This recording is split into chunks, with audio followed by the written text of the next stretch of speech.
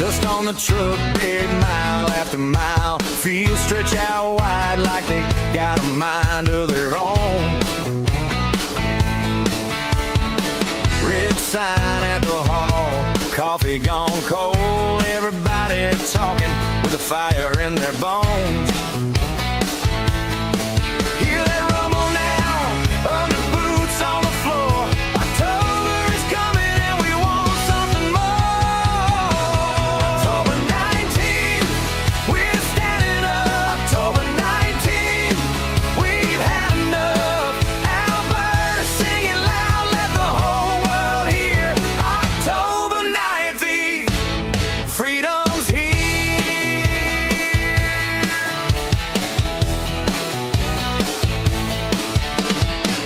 Hard hats on hooks, checks run thin, hands on the ledger and the same old grin.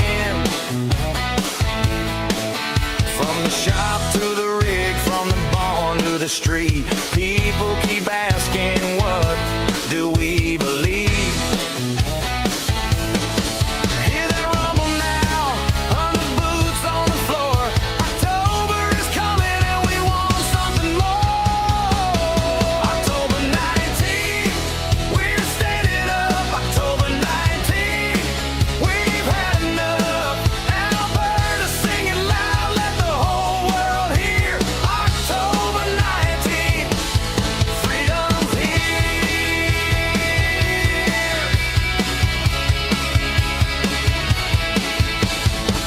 Maybe you call it a break, maybe you call it a line, but when the lights go red, we won't waste our time. October 19th, we're standing up. October 19th, we've had enough. Alberta singing loud, let the whole world hear. October 19th, freedom's here.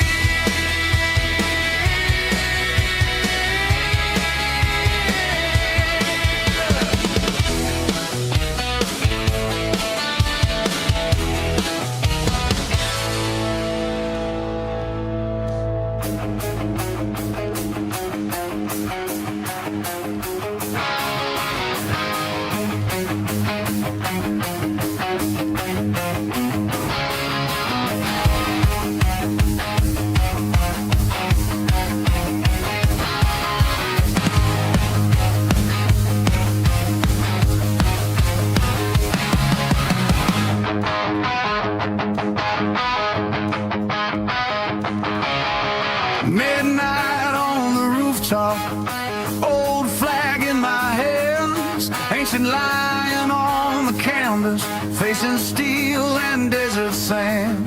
They try to paint our story over with the blacked out lies and chains, but under every burned out poster I still hear our father's names. Persia will rise, I swear. Hear that echo in my bones. From Shiraz streets to the Caspian stones. We're breaking their walls, we bear it.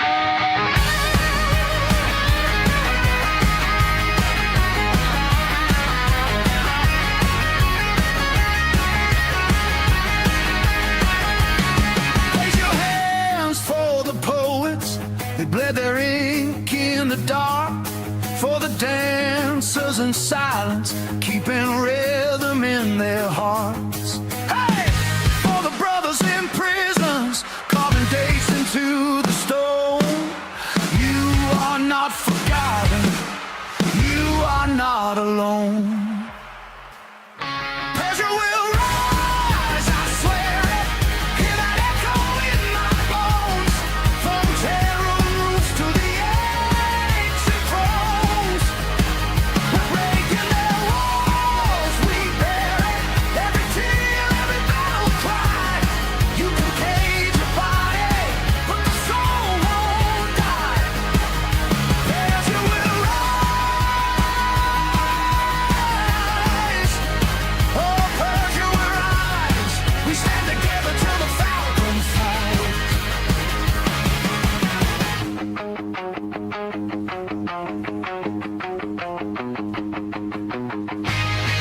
Good morning. Welcome to the NPC show. Deprogramming the world one NPC at a time. I'm your host Frank. Today is it Tuesday, July 14, 2026. Good morning to you guys. How are you doing? Give me 1 second. Setting up. All right. Here we are. Good morning. We have quite a long show followed by quite a long watch party. Hopefully we can jam it all in before World Cup starts at 3 hours from now. 3 hours from now. Yeah, there's that much to get through today, guys. Thank you very much, David Stores, for the donation. You are awesome every day, keeping the channel live. Thank you, sir. You are the best.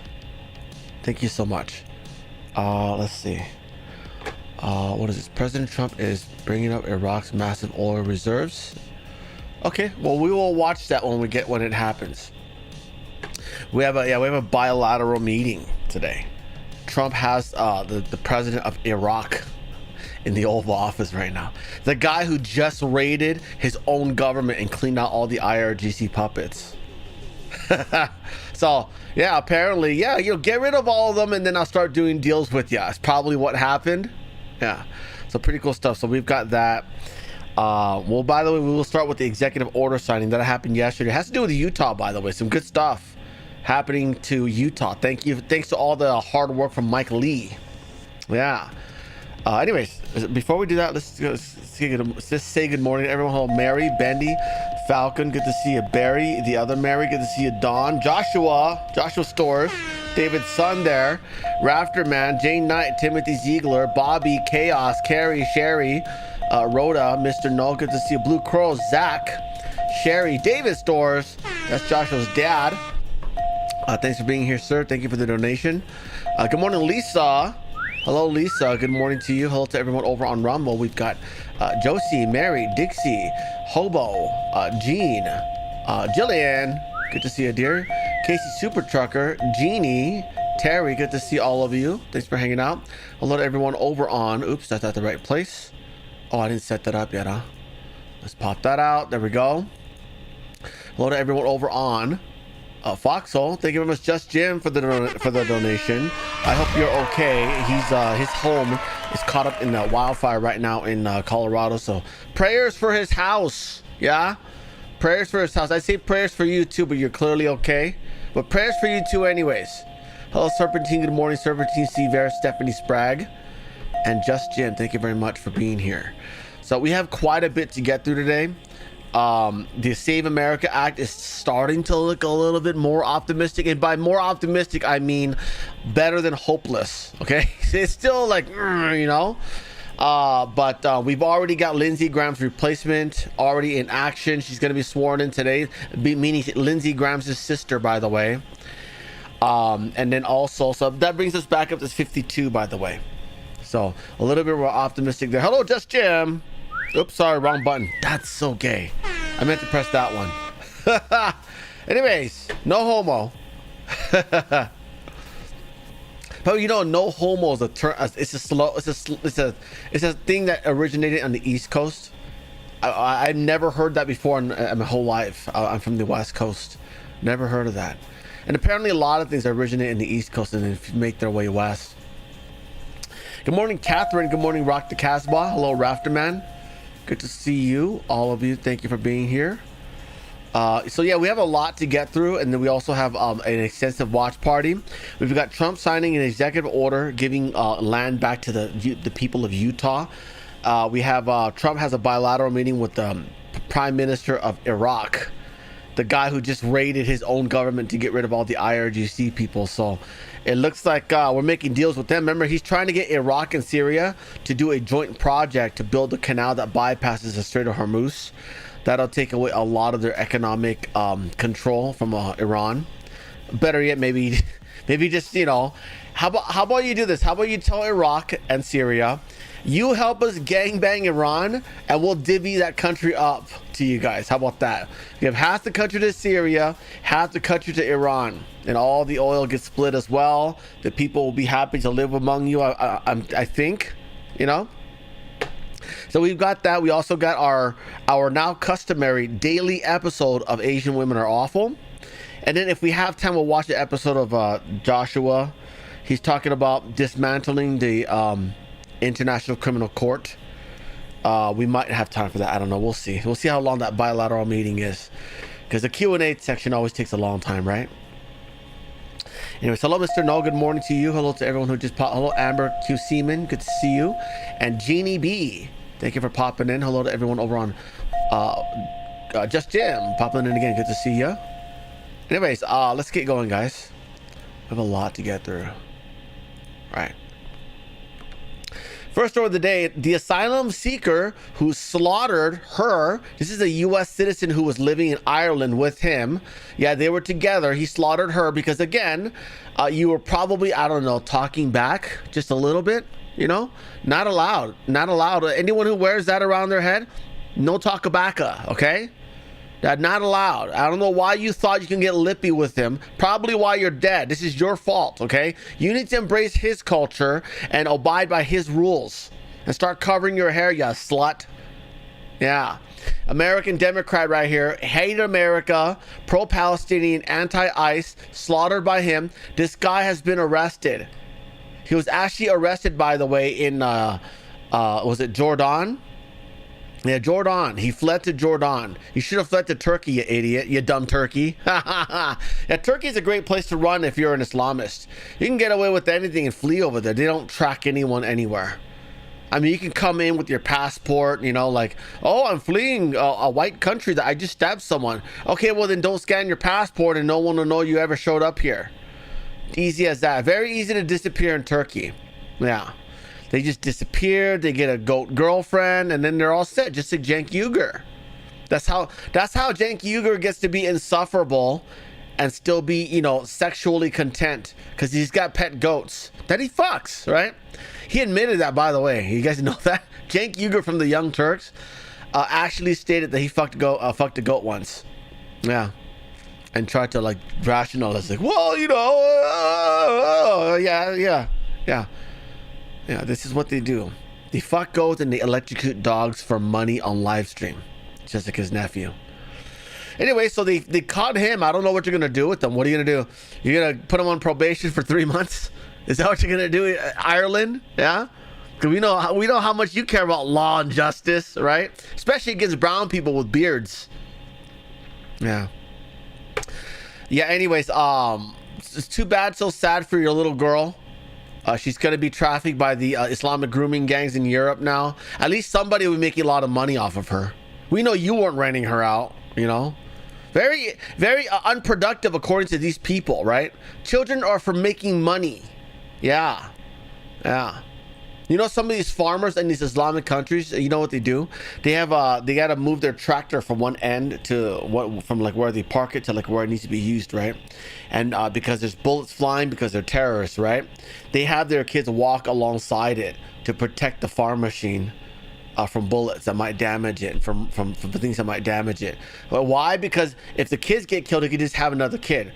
But if the farm machine gets destroyed, he can't afford to fix it. This is what they think of children. Yeah. They have kids. China, by the way, has the same shit. They have kids as a form of 401k. They are money makers for them. They are a dog shit society. The mentality is terrible. Reasons why they should not be here. By the way, things that will be normalized and legalized by a jury of their own peers. We've already seen this in London. Okay? In London, if you're an Islamist, you can kick the tar out of cops if you want. The jury will not convict you. It's already happened. Anyways, rest in peace, lady. Too bad your daughter's going to be rented out by his friends now, growing up, right? But again, this is what you wanted, so, you know, never mind going to church. No, I don't know why. I don't know why. Hey, at least you're cool. Look, guys, I have a dark boyfriend. Yeah. They're so infatuated by like the rap industry. Holy shit, man. It's always a blonde too. It's always a blonde. I've met so many groupie blondes that just get used by blacks. You know, they're always hanging around like rappers, and they wonder why they keep getting drugged and raped. Like, I don't know why it keeps happening to me. It's because you're hanging around rapists. Stupid. Anyways, next story. The Vatican has rejected U.S.'s claims that Pope Leo speaks as a politician. Pope Leo, and they insist that Pope Leo's opinions on war and migrants are official proclamations of the gospel. Yeah, I'm pretty sure the Bible does not say that we are to wash the feet of people who want to kill us. Okay? Last I checked, Jesus washed the feet of people of his own followers. Okay? And by the way, all this gold, all this jewelry that you have at the Vatican, all that money. Yeah, you know what Jesus did? Jesus flipped the table of someone who was selling Jesus merch at a church. Okay? He flipped the table. He said, fuck this. Why are you making money off of my name for? Yeah, and you're doing the same thing. Lying churches. We need to bring the church to its roots, the Bible. Make our own Vatican in Denver, okay? Denver, Golden, Colorado is where the American Catholic Church should be. We need to dump these guys. They're fakes. They're going to be an Islamic organization soon. Stupid, you know? Oh, the Bible says you're supposed to let Arabs come in and kill you. Yeah. The Bible wants you to let your daughters get raped by Arabs and then trafficked and rented out by Islamic grooming gangs. Yeah. There's a guy who lives behind very high walls and a lot of security there. You know what we should do? We should just bust Arabs, radical Islamists, just bust them to the Vatican and just say, wash your feet. Wash your feet. Go ahead. Go ahead. Do it. Do it. You proclaim that everyone's feet deserve to be washed by Christians. Wash their feet. Go ahead. Don't mind the knives. They're all carrying knives. That is true. But they need their feet washed. Pope Bab from Chicago. The Pope. Next story. Amy Coney Barrett and Keegan are in Capitol Hill testifying right now because they're asking for more money for the Supreme Court. Yeah, they say it's for security reasons. Yeah, their lives are always at risk. Well, you know what? There would be fewer people trying to kill you, Amy Coney Barrett, if you didn't allow them to anchor baby in. Okay? But you keep letting savages in, having babies to get citizenship right next door to you, and you wonder why they keep threatening to kill you. All you had to do was follow the Constitution. The Constitution says birthright citizenship is for children of slaves, okay? Not a bunch of illegal bean-cake invaders who want a free ride. That's ACB for you there. Oh, she aged very badly, huh? She went from like 20 to 50 in like 4 years.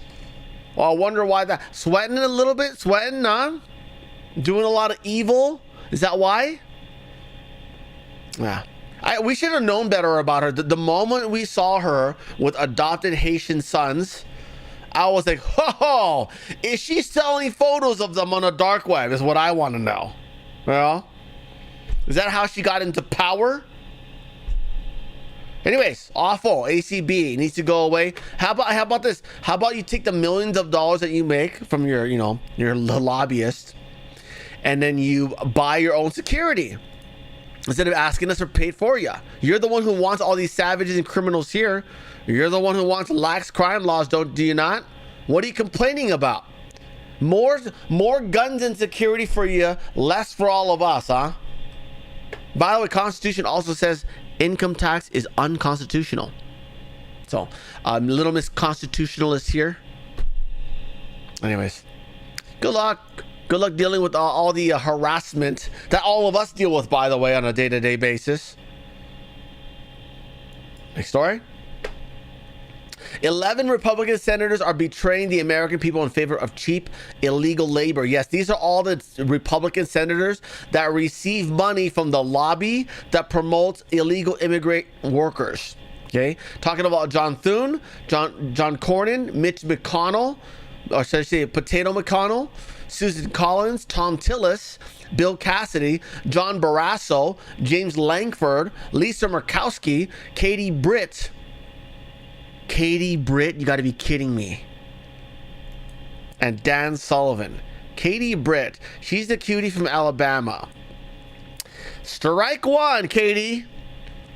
Strike one. Wow, Katie Britt of all people. In a state that is mostly black and white, you are advocating for brown people to come in and take their jobs. Wow, Katie Britt. Holy shit. Remember that name, Katie Britt. Okay. Yeah, this is, remember that first strike we saw of Josh Hawley, and then we saw another one and another one and another one and another one. And then we find out he's paid by the Venezuelan lobby, and that's why he wanted Nicolas Maduro reinstated in Venezuela. Yeah. Katie Britt. Holy shit. You got to be kidding me. And that's Katie Britt. Remember that face. Remember that cutie. Remember that girl next door that you want to introduce to mom and dad, okay? Because she apparently is anything but that now. That's a more fitting picture of her. You guys notice Google, when you search up politicians, when it's someone who's a Republican, they put a less flattering photo of them. You see all the weird shadows that make her that age her and make her look a little bit more evil. You know? You guys notice that? I noticed that a long time ago. I made a meme about it. Yeah. See? They chose this photo of all photos as their main photo. You know? Not this one. Not the nice one here. Not this nice one here. They chose that photo right there. Look at that. They chose this photo. Yeah. That's Google for you. Next story.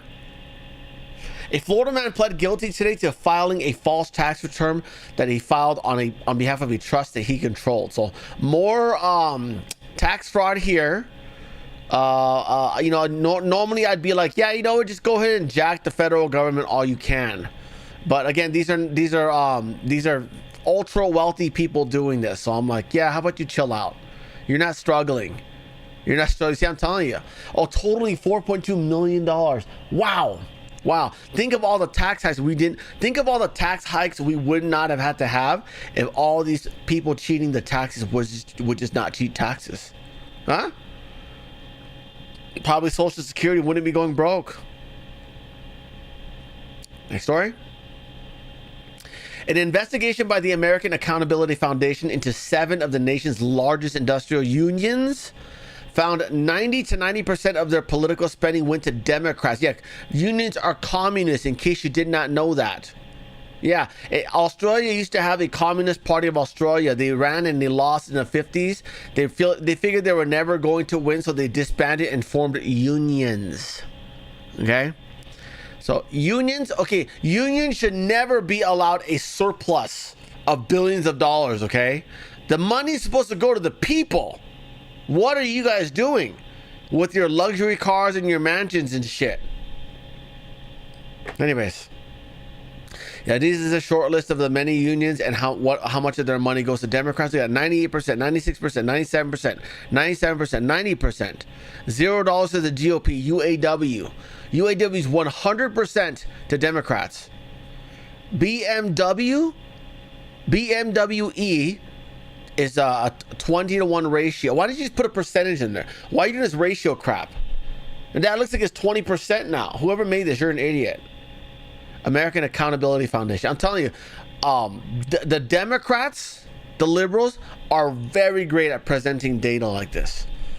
Now we got to read. There's tables of information we got to read. They're inconsistent. Yeah. You guys need to hire a Democrat to do this work because they're really good at presenting this shit. Those nerds. Those liberal nerds. Next story. Outrage erupts after New York City Department of Buildings rejects saving a 174-year-old church that was intentionally burnt down via arson. This is the guy that did it right there. His name is Ahmed Tigani. Boy, I wonder why he denied repair constructions for a church and instead made the decision to have it demolished. The FDNY announcing this blaze. Remember this church? We talked about that church? Yeah. This is what Arabs are doing. That consumed the South Bushwick Reformed Church is being investigated as arson. We have no known enemies. Church pastor James E. Stewart. Oh, it's a black church too. Look at that. Blacks, you better get with the program. These Islamists are coming to take everything you believe in away from you. Where it says, up until the fire, the congregation met weekly, a community staple. The church also acted as an event space and a food pantry. He adds he has no clue. And a food pantry. They fed the needy, guys. This is what community is all about, and this is what Islamists is trying to destroy. So again, as you watch President Trump blow up Islamic countries, remember this church, remember that guy, go look at something else, okay? Go look at cat videos. Don't worry about the kids that are starving without water because the desalinization plant was just destroyed. Okay? Because a hungry Islamic child will not have the energy to torch a church. Okay? Who would do something like this. Now we understand that it is intentional, and so that, of course, brings another layer of grief. The National Registered Landmark was built in 1863 and has stood tall on Bushwick Avenue ever since, acting as a beacon in the community. Archival photos show a church that watched the neighborhood grow around it, but that beacon became a target in late June, and the South Bushwick community is left heartbroken. I think it's messed up because it's been here forever. My aunt got married in this church. That's incredibly upsetting. I mean, if it was arson, that would be really just shocking and upsetting. It is arson. It's all the brown people doing it. It's all the Islamists. Because like Lee said, it's a historical landmark and it means a lot to people. While the goal is to rebuild in the future, I want nothing more for it to be restored. Yeah, me too. I would love it. Unfortunately, black woman, the odds are against you that you are a Republican, okay? Because your demographic is one of the few that is still majority Democrat. Yeah. The 2024 election, by the way, almost every demographic voted majority Republican except for minority women, Asians, blacks, and Mexicans. Women, okay? Not the men, the women. So many generations. a pastor and congregation forced to lead generations of worship in the past, asking why their haven was done harm. Whoever it is that's responsible for it ultimately has to answer to God. The pastor tells me the church will need to... Okay, that's not good enough for me. Okay?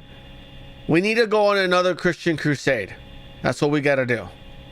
And we're not only going to do Islamists, we're going to do communists. Because they're also doing a lot of this, are they not? If you missed yesterday's show, we talked about China. They've so far arrested over 10,000 Christians just for going to church. Yeah, they're doing that now.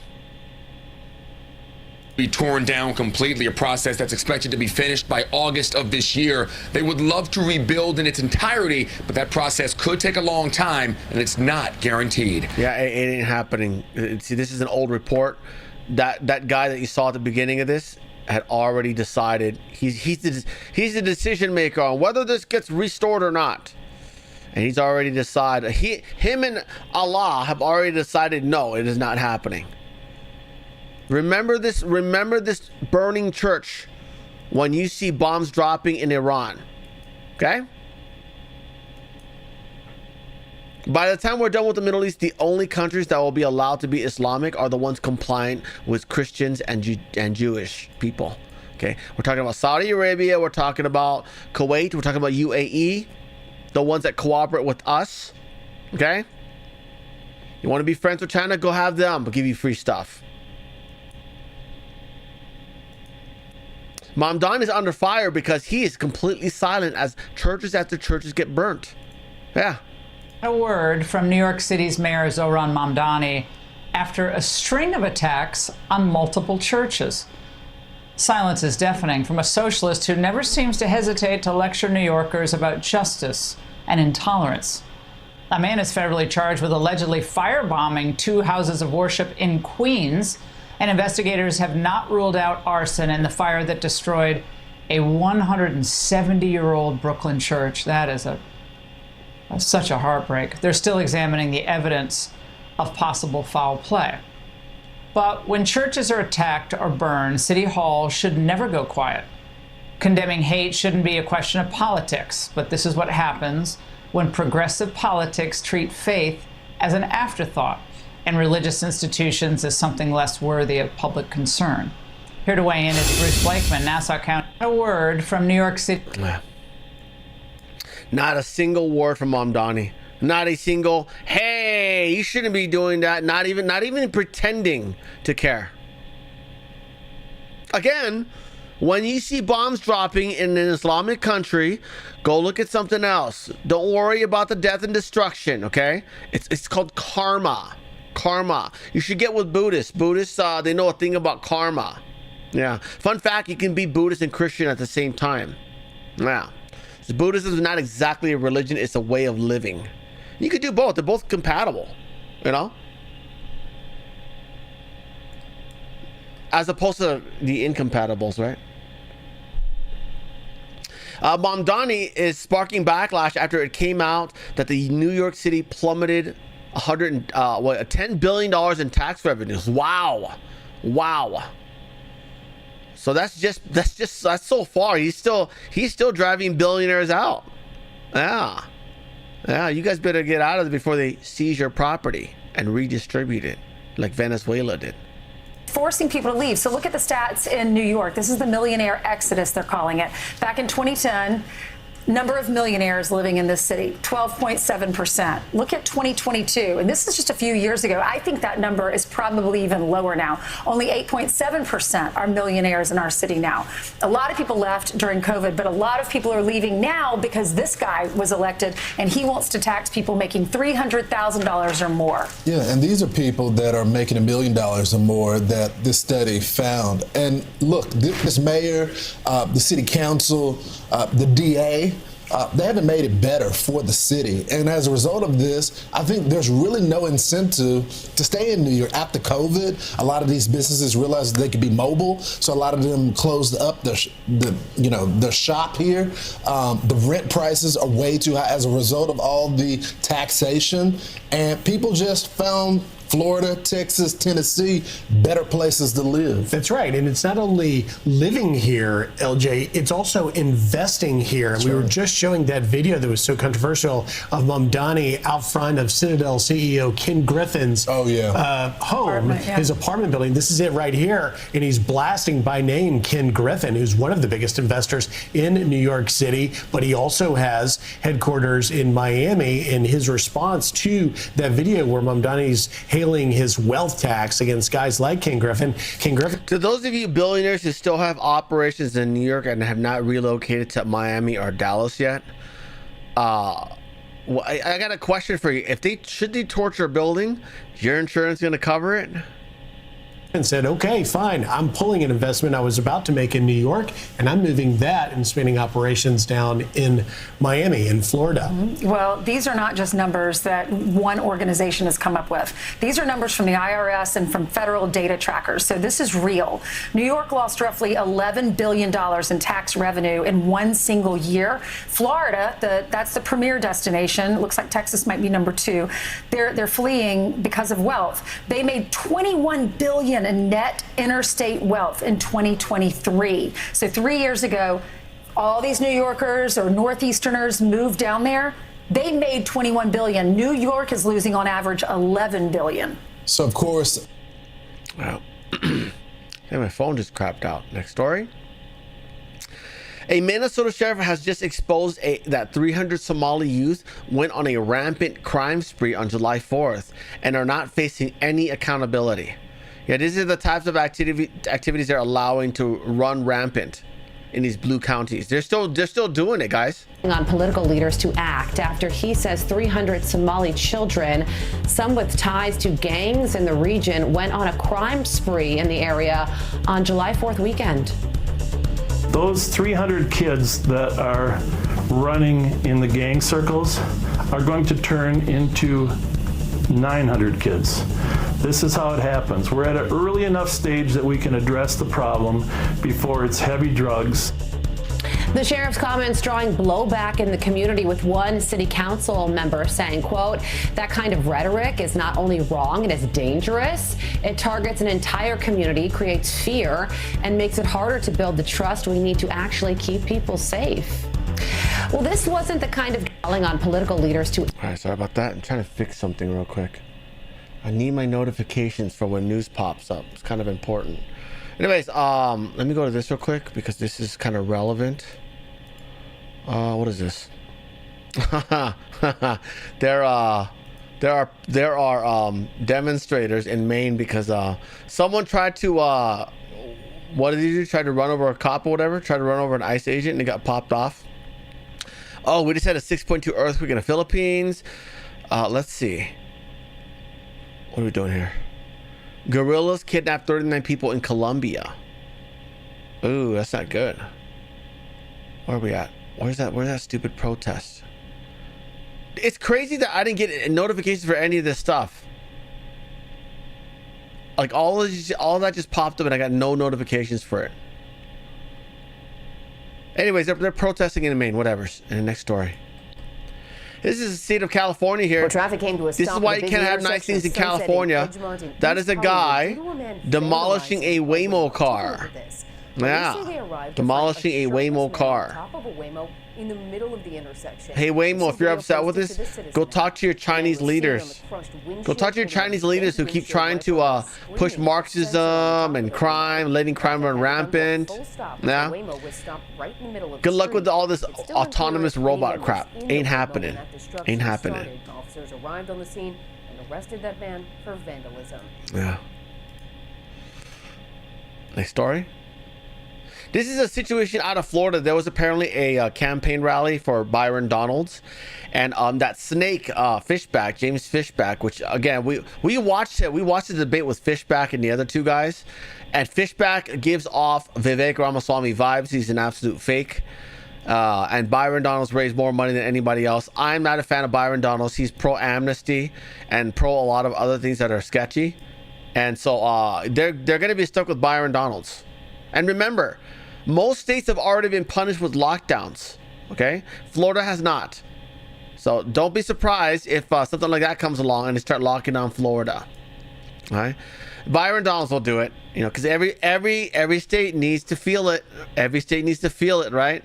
South Dakota too. South Dakota also didn't really lock down much. So Byron Donalds is gonna screw over Florida real bad. But anyways, this is James Fishback showed up at Byron Donalds' campaign event to get attention. Tried to heckle Byron Donalds. This Byron Donalds' security guard went as far as like choking and pushing away Fishback's people. And even though, among all this, you're going to see Byron Donalds say, oh no, let him in, we can have a talk. No, Byron Donalds, I'm almost certain, say, no matter what I say, kick him out of here, okay? I'm not dealing with them. Because, again, Fishback's a snake. He'll make shit up just to make you look bad, okay? We watched that live in that debate. That's exactly what he did. But Byron Donalds says, oh, let him talk. No. They continue to kick him out. Because, again, those are probably the original orders and plans. You wanna fight? Let's do it. Look at this brawl at a meeting between Republicans in Collier County, and it's all centered around two men. Brawl looks more like shoving buddies. Running for governor. The chaos started as Congressman Byron Donalds was speaking. Fellow Republican James Fishback showed up and wasn't allowed inside. The sparks were fellow caught. Vivek Ramaswamy Republican. Okay. On multiple cameras, and immediately people there began reaching out to our chief political reporter, Dave Elias, sharing the video.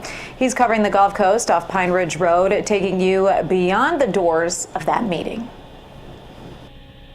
Well, the Collier County Republican Executive Committee meets here behind these doors, and that is where the chaos broke out last night when James Fishback tried to get into the meeting. He was stopped with some force, and they say that is when the chaos broke out.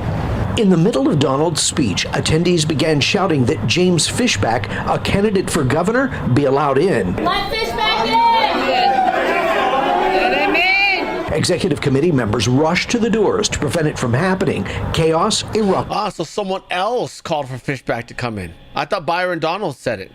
Apparently not. Knock it off. Pushing, shoving, and swearing followed. It's really pure chaos. You want to fight?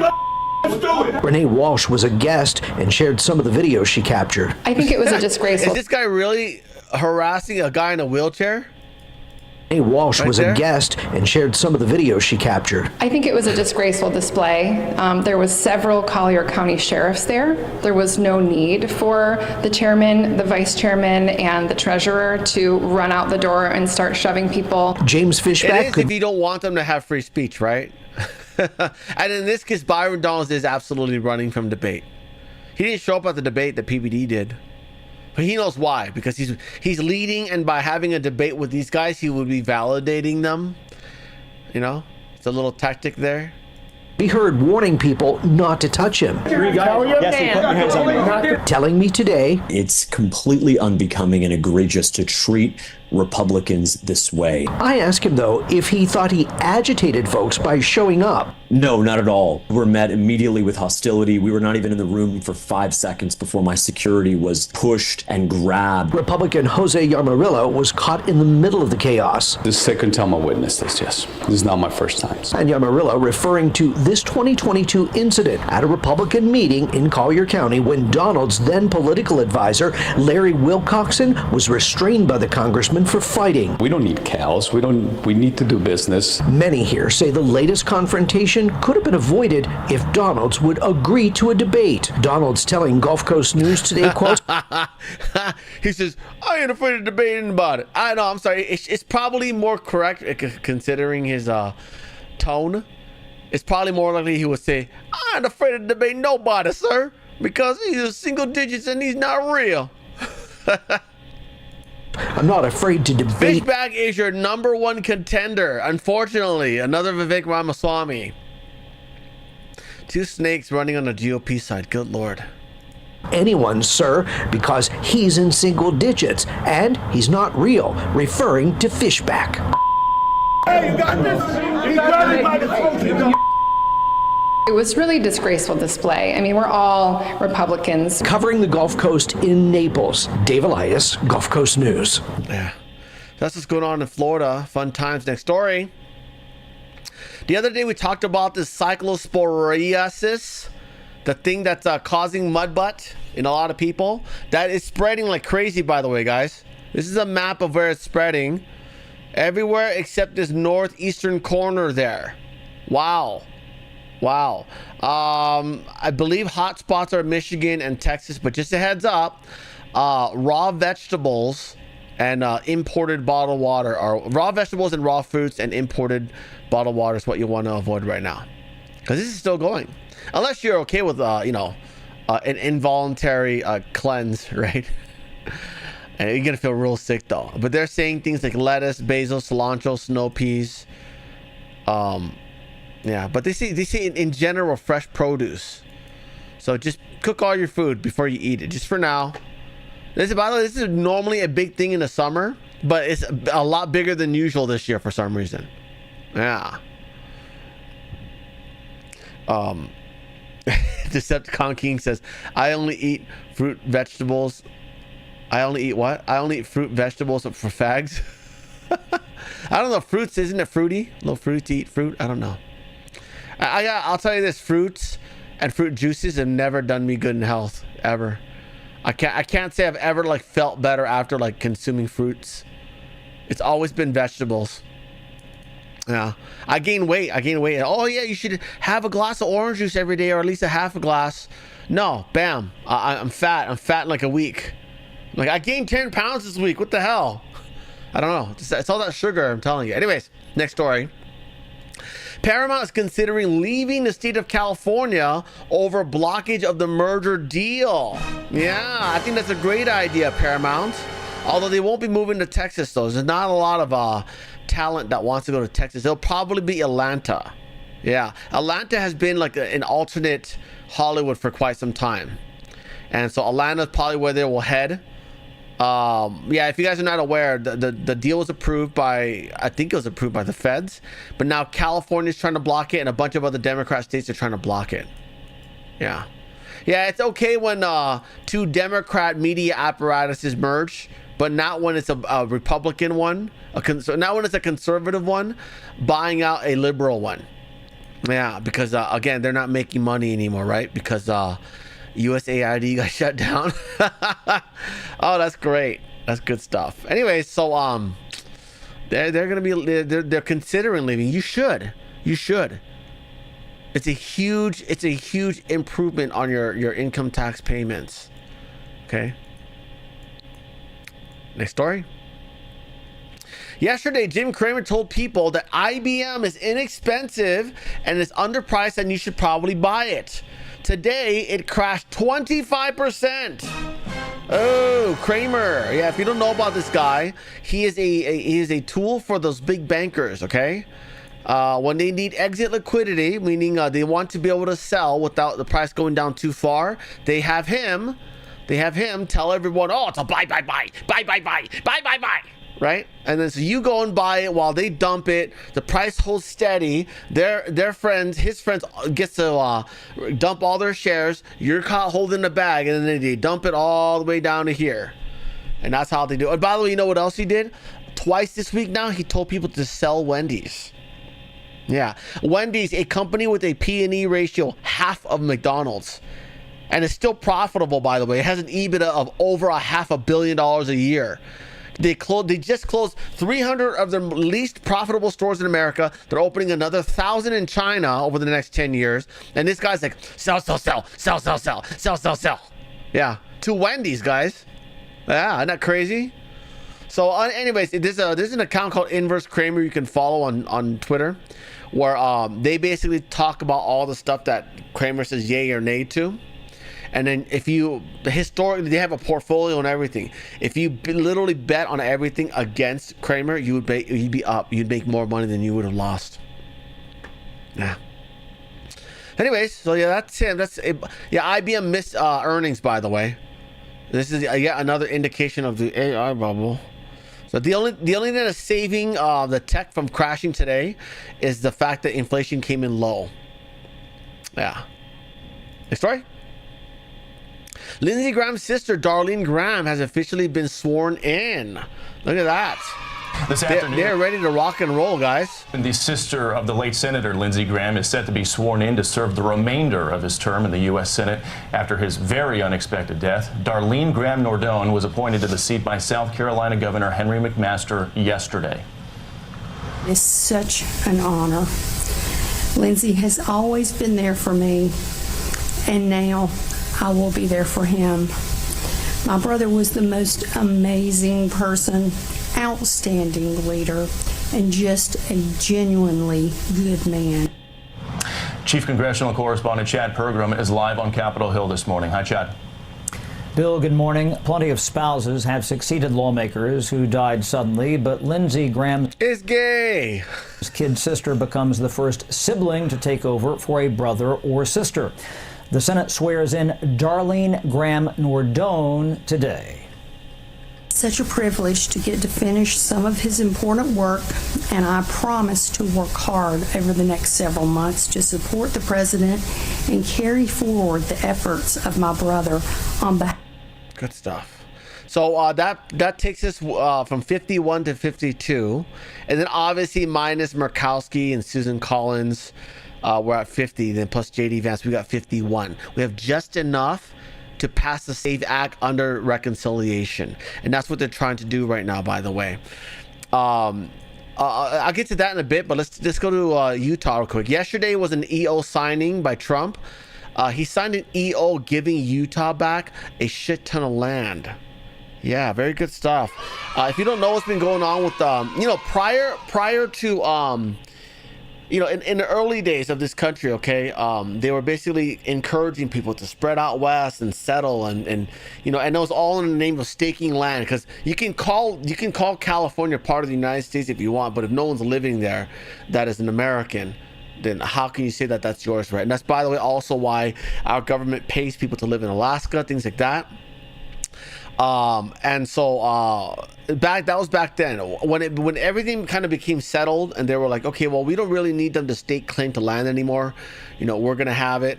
We have control over all now. Then they start allocating everything as government land, natural wildlife, reserve, things like that, national monument, things like that, right? So the more they declare that, then government gets control of that.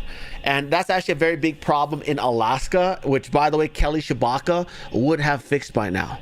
But unfortunately, because Alaska decided to vote in Lisa Murkowski, that has not happened. Alaskans have not gotten their land back at all. They still can't develop it. They can't do anything with it. They can't even drill for oil.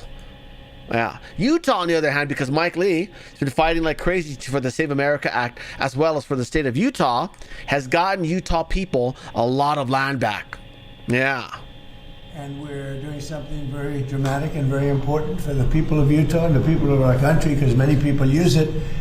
We're terminating certain monuments. They call it monuments, not the ones we have outside, but these are large, thousands of acres. It's a total of almost 3 million acres.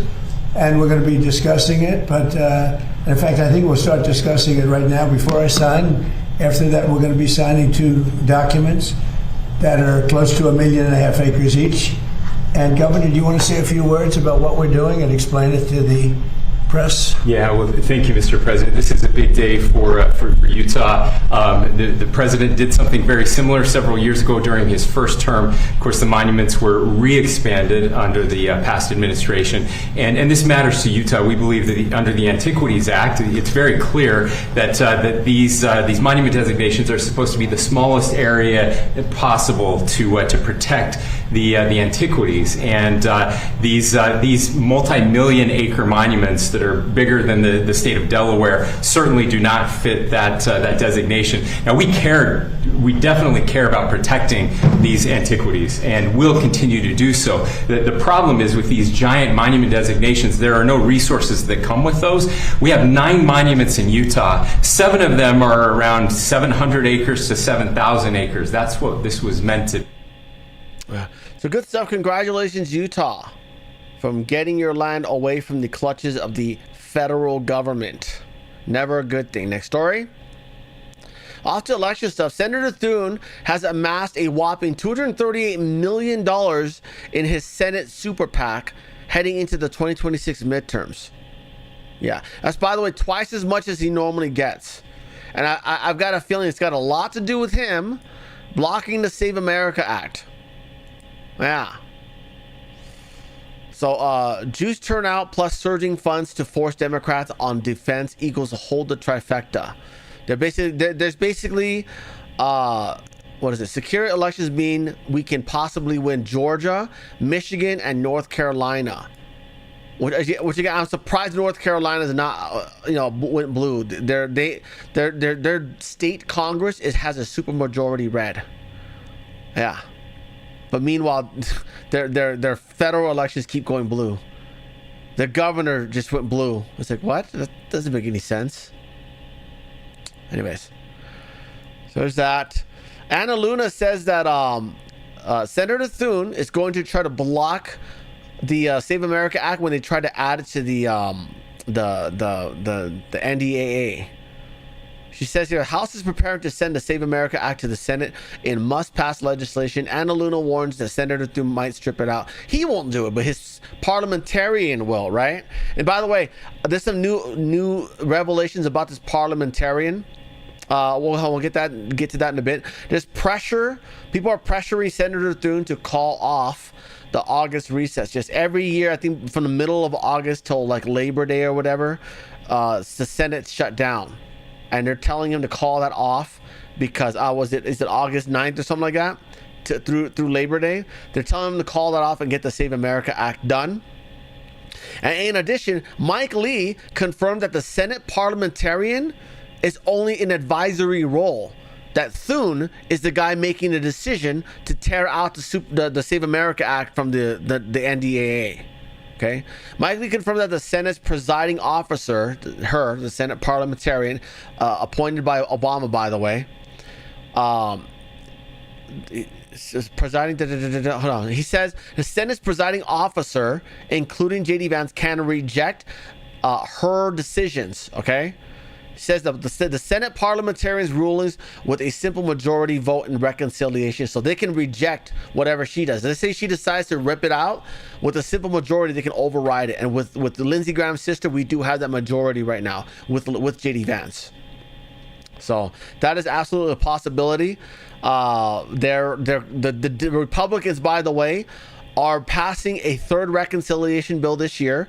It is going to be including the Save America Act jammed into it, and this will only require 50 votes plus JD Vance to pass. So we have to hope that Rand Paul does not rhino out on us like he always does. Mitch McConnell has already stated that he's going to be out. So now we need either Susan Collins or Lisa Murkowski. So that's not very optimistic, right? No, I'm sorry. Mitch McConnell is 53. So if with him out, we got 52, and we can lose Susan Collins and Lisa Murkowski. I believe that's what it is. So there's an absolute possibility of this week. Obviously, they're gonna sue. This is gonna have to go to court, and they're gonna have to really hash that out. But they had a little speech about it this morning. Here we go. We have a lot of work still to do. You're going to see this week the Budget Committee move the beginnings of Reconciliation 3.0 out of committee. And we're moving more bills through the floor this week, another appropriations bill. But at the same time, we are also continuing to raise the alarm that on the other side of this strong House majority, House Republican majority fighting for freedom, are now communists who want to change everything and take away those freedoms. In our work, we have anti-fraud. That sounds interesting. That'll be for tomorrow's show. It's not urgent. We already got too much to cover. By the way, Trump announced that he's going to be doing a very important announcement this Thursday evening. Okay, a lot of people think it's about the war. It's not. It's going to be about the Fulton County 2020 election investigation. Yeah. He is expected to announce that Ossoff and Warnock were unlawfully, basically, they won because of election fraud. Remember, this Fulton County is the main county in Georgia. That's where Atlanta is. That's where all the cheating happened. That's where Ruby Freeman and Shay Moss did their thing, their late night ballot counting. Remember, after the little pipe burst that never happened? It was just a clogged toilet. So he's expected to do an announcement about that tonight. Thursday night. President Trump's Thursday evening address will reportedly unveil newly declassified intelligence on a foreign nation's alleged plans to interfere in the 2020 election. A foreign nation. Ooh, I'm excited to see what country that is. There's more than one. I know it's not just Iran. Okay? I would be willing to bet China's also part of that mix as well. What is this one? We have some breaking news in the... No, that's an old video. That's not relevant. So anyways, this is his post saying, it says President Trump will be making a speech to the nation on Thursday evening at 9 Eastern. This is going to be about the election fraud. I probably will stream that, by the way.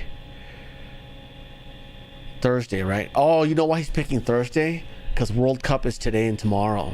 That's smart. I was wondering, like, why didn't you just do this already, you know? World Cup. Yeah.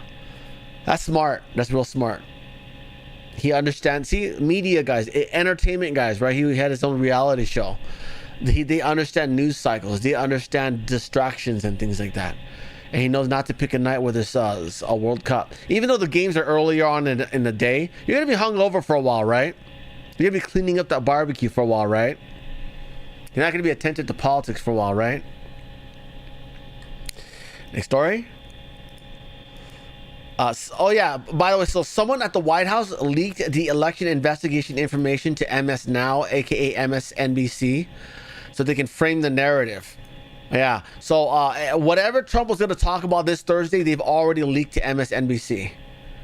And so, yeah, absolute dog shit, huh? Freaking awful. Where is it? Is it this one? They've already government effort. Oh, is that them talking about it? It's just unprecedented what they're doing. I have a list here. So the acting director of national intelligence, Pulte, this task force that the president has created. They're going through thousands of pages of intelligence He mentioned Pulte. Oh man. documents, and they're going to start releasing them within weeks. Any regrets blocking the Save America Act and causing Pulte to be pretty much a permanent appointment right now? Huh? Any regrets? All you have to do is require voter ID and you wouldn't be going down for massive election fraud or whatever country that did this. Be sooner than that, and they will essentially be looking for documents that back the president's conspiracy theories. And this is one element of what we're going to see between now and November. A constant flow of disinformation that tons of people who weren't citizens voted, that there was maybe foreign interference that somehow was against Trump. And that will start. That's part of this process. The acting attorney general is threatening election workers across the country. They sent out letters to all 50 states saying, if a non-citizen votes in your district, we will federally prosecute you. Yeah, that's how it should be. That's literally called law enforcement. And here he's saying, oh, he's threatening, he's electioneering. No, he's just enforcing the law, guy. That's it. If you had a problem with it, you probably should have changed it under Biden's watch, but you didn't. That almost never happens, and like when it is, it's a one-off, and this is again a conspiracy theory. The Secretary of State is holding a conference with world leaders on Thursday about the global threat of Antifa. Again, this sort of heated false claim about They're Antifa. still claiming Antifa is just an idea. I can't believe that. That's insane. They're literally physically there burning shit. And he's like, oh, it's just a thought. They're just thinking about it. Is everywhere sort of trying to take over the country and do all these things. The FBI previously under Tulsi Gabbard seized ballots in Fulton County, Georgia. FBI agents or the FBI is involved in these threats against journalists. Yeah, so they're already framing it as if like, oh, we're planting evidence or some shit. It's not hard to see that it was stolen, guy. Ruby Freeman shame off the surveillance. By the way, if you guys are not aware, I have a whole nother channel that I don't have it really linked. YouTube.com. It's called 2020 election fraud. Why is this taking forever to load? YouTube. Good Lord. 2020 election fraud. Okay. It is a channel. So you have to search it. You have to go to filters. You got to click on channels, and you'll find it right there. You see how it's NPC colors? That's because it's mine. I have a literal collection of like that's Ruby Freeman, and that's Ruby Freeman with Biden right there. Remember he gave her the Medal of Freedom or whatever medal is that presidents give out. She got it for helping him steal the election. Yeah, scroll all the way to the bottom. You'll find my whole collection of election fraud related stuff. This one in particular right here, see there's the little tic-tac-toe 4-square box right there. That's the one where Jackie Pick presented here. I'm Jackie Pick. She presented all the video of Ruby Freeman and Shay Moss and her daughter running ballots late night while there were no poll observers there, and after they evacuated because of a pipe burst. Okay, go watch it all there. It's all there.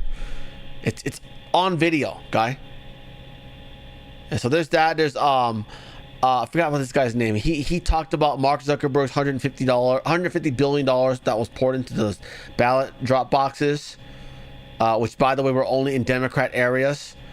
This is Jovan Hutton Pulitzer and his analysis of the fraudulent ballots. Yeah, a lot of good stuff there, by the way. Everything I could find that had to do with it. Actually, not even everything. I used to have all the congressional hearings at state Congress, but they had the little district hearings. They had one in Georgia. They had one in Detroit. I used to have those, but they were so long that you could still find it, by the way. RSBN's got them.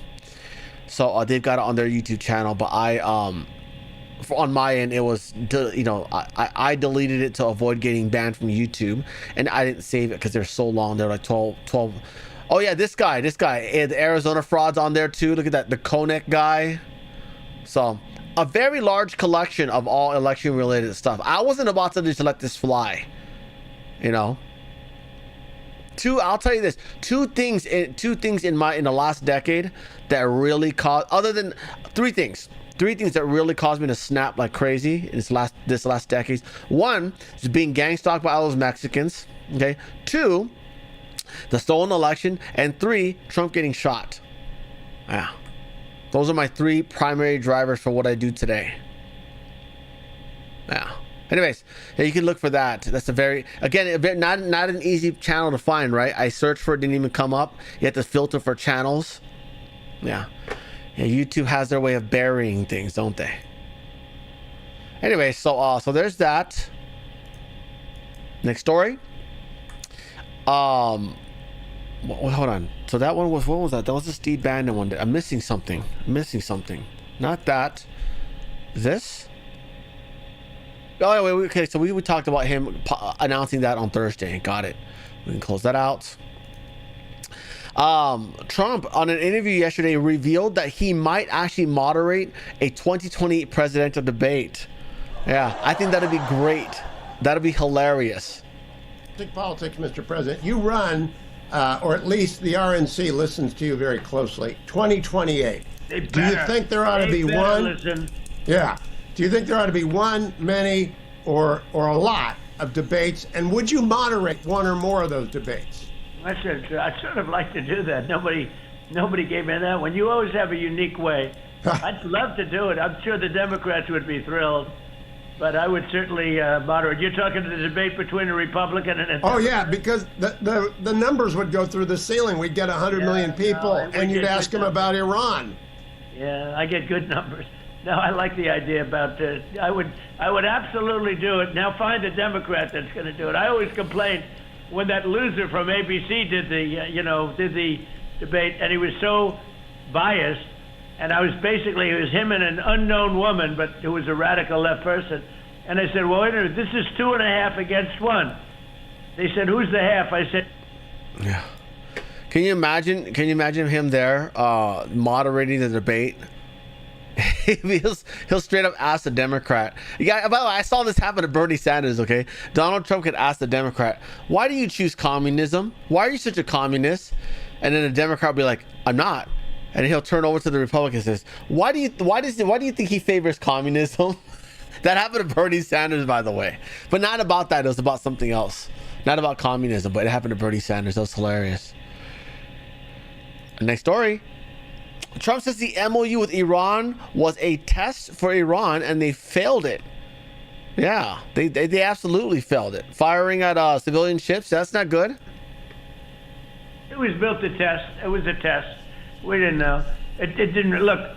Memorandum of understanding when you're dealing with sleazebags don't mean much. And they don't mean much when you're dealing with honorable people, too, because it's a memorandum of understanding. It doesn't mean much. And I said, why are we even, it's a standard tactic in the U.S. that you go to a memorandum of understanding and then you go to the deal. I said, just go to the deal first. But you know what? It was sort of a test. And they weren't there. They didn't honor the test. We had it. We had this deal settled numerous times. I said, watch. I guarantee, watch. And they never followed it. A bunch of Israeli journalists are saying that. Thank you very much, David Source, for another donation. Thank you, buddy. You're awesome. It was built to test. Thank you. Thank you, David. Next story. President Trump confirms the U.S. will be paid by Middle Eastern nations in exchange for securing the Strait of Hormuz. I don't think we covered this, but so it was supposed to be like a 20% fee. By the way, that has changed. It is now going to be the nations nearby reimbursing us. Okay, that was posted this morning here. And it says here, I have decided to replace the 20% U.S. reimbursement fee with trade and investment deals that the various Gulf states will be making into the U.S. So instead of paying us a fee, they can just invest money into this country. Because again, he's smart about this, because if these foreign countries have investments here, they would be it would be in their best interest that we are safe and secure, right? That our elections don't get stolen, that if we get invaded, they'll be there to help us, right? Because they have assets here. Same reason why we want control of Venezuela. All those oil fields that they're drilling, that they're pumping out, we built. So, it's a smart move there. So by the way, I don't even know how many attacks it's been now. I think we're up to the seventh wave of attack. But last night they did a 5-hour non-stop bombing raid in Iran. We're a little less than 10 hours now from the blockade officially going into effect. And with that, we've seen a flurry. Oh, yeah, and they're reinstating the blockade. That starts in a few hours. Of activity of Iranian strikes on commercial shipping crossing the strait. The United Arab Emirates reported that 2 ships were hit overnight. And just a few hours ago, the United Kingdom Maritime Trade Association reported that another ship was hit just off the coast of Lima, Oman. This was a ship following the southern route through the strait established by Oman in defiance of the Iranian route to the north. Yesterday, a Cyprus-flagged container ship was hit. That flurry of activity coming after the president announced the U.S. will impose a blockade, take control of this strait, and charge 20% of all cargo as reimbursement for providing security. We're a little less. Yeah. So that's going on right there. Good stuff. We don't have a video of it, don't I? Anyways, aside from that, Trump this morning reposted. Someone made a post about taking Karg Island, and Trump reposted it this morning. Yeah, it's from The Guardian. So good stuff. I hope that means you're going to be doing that, because they don't need that oil. They're not buying anything important with it. They're not spending on food and water for their people, you know. So we got that. India. So by the way, overnight, 3 more civilian tanker ships were hit. One of them was India's, and they are mad. So they're summoning the Iranian diplomat over that. I don't think you might want to just do a Zoom meeting, because I don't think he's going to make it out of the country at this point. So that's that. Next story.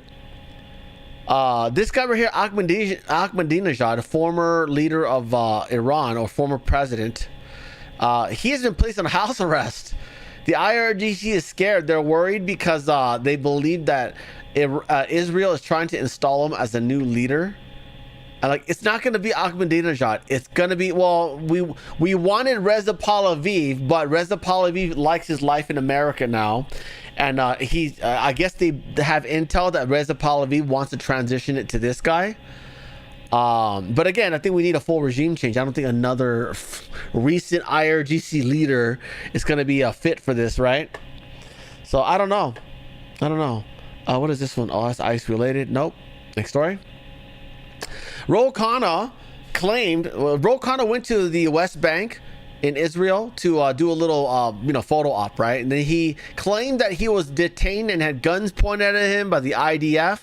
Apparently the body cam was released and he wasn't even arrested. Okay, they simply talked to him. So again, all the stuff you've ever heard about Jews and Zionists, start questioning it. Because they're clearly lying. They're making stuff up. How is it possible that everything's their fault? What other person can you remember them blaming everything on? Donald Trump, right? They blamed everything. They're still blaming everything on him. Yeah. Ooh, eggs are expensive. That's his fault. Well, I just got here. I've been president for 2 days. Yeah. How about cut me some slack? Let me have a seat first at the desk. Huh? Oh,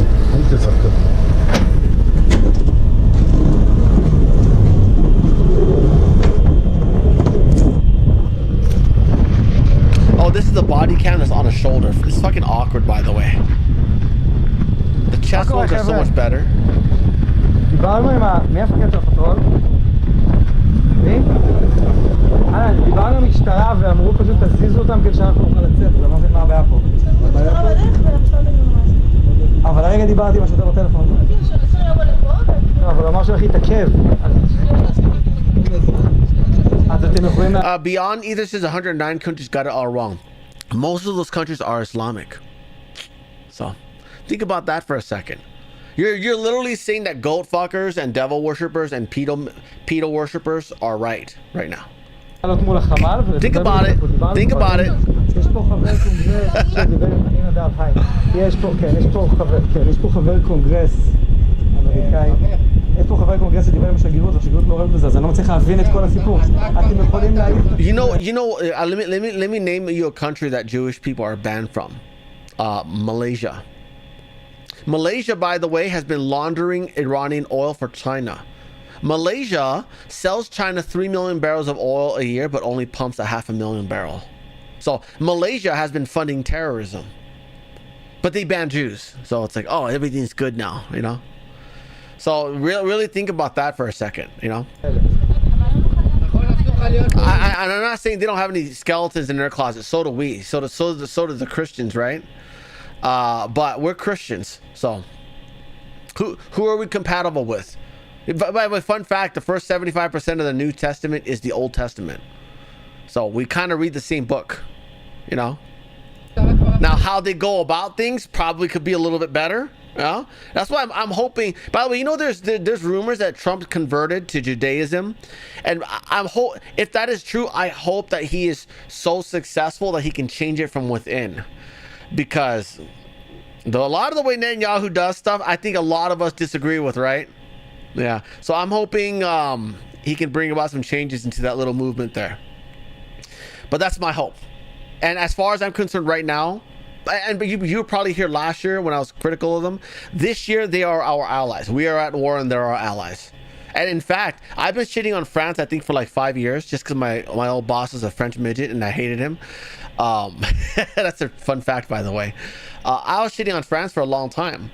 Also because they let all this mass migration come in. They don't enforce laws against brown people and Islamists, and I didn't like that. But for about a week or two, I stopped trashing France because they became our allies briefly in this war against Iran.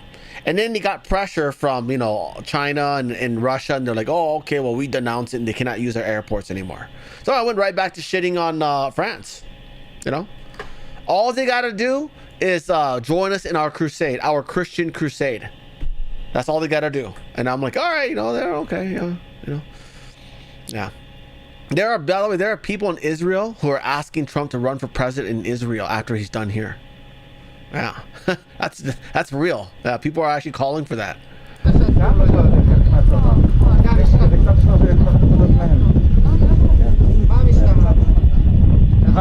הבנתי, אז אתם בוחרות לא לסייע במצב הזה.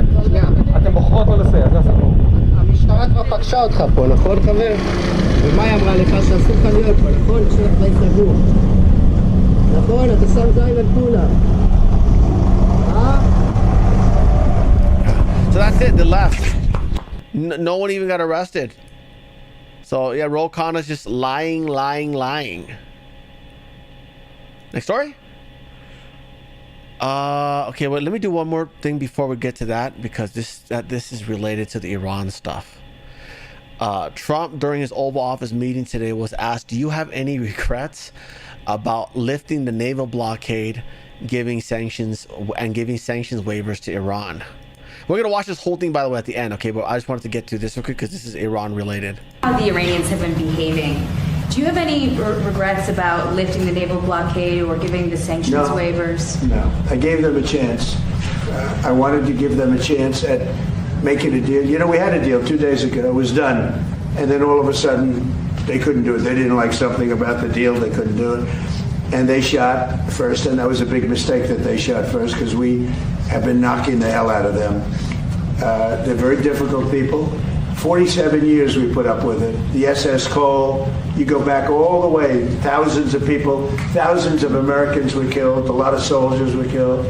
A lot of soldiers are walking around or not walking around. I mean, they've been so badly injured.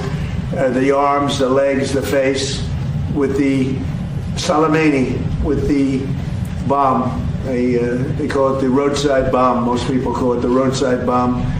It's a disaster. And I killed him in my first administration. Had I not, it might be a different story today. He was a mad genius. He was probably a madman, but he was a general, and he had total control over the country. And I actually think the leaders of Iran were afraid of Soleimani. But I killed him. And by the way, with him went a very bad person also. They happened to be meeting each other at the airport. And a very bad person from Iraq happened to be a leader of Iraq, happened to be killed in that same incident. So I don't know if I did you a favor or not. I've never asked you that question. You probably would know better than me. But no, I think that what we've done to Iran is we've taken away almost all of their military capability. Oh, good stuff. So we'll watch that whole thing at the end of the show. Senator Schumer took the floor yesterday and called for the passage of additional sanctions against Russia. Yeah, this is something he's using Lindsey Graham's death for this. But again, this is something Lindsey Graham wanted, right? And I'm almost certain that his sister will continue to drive this just like he is.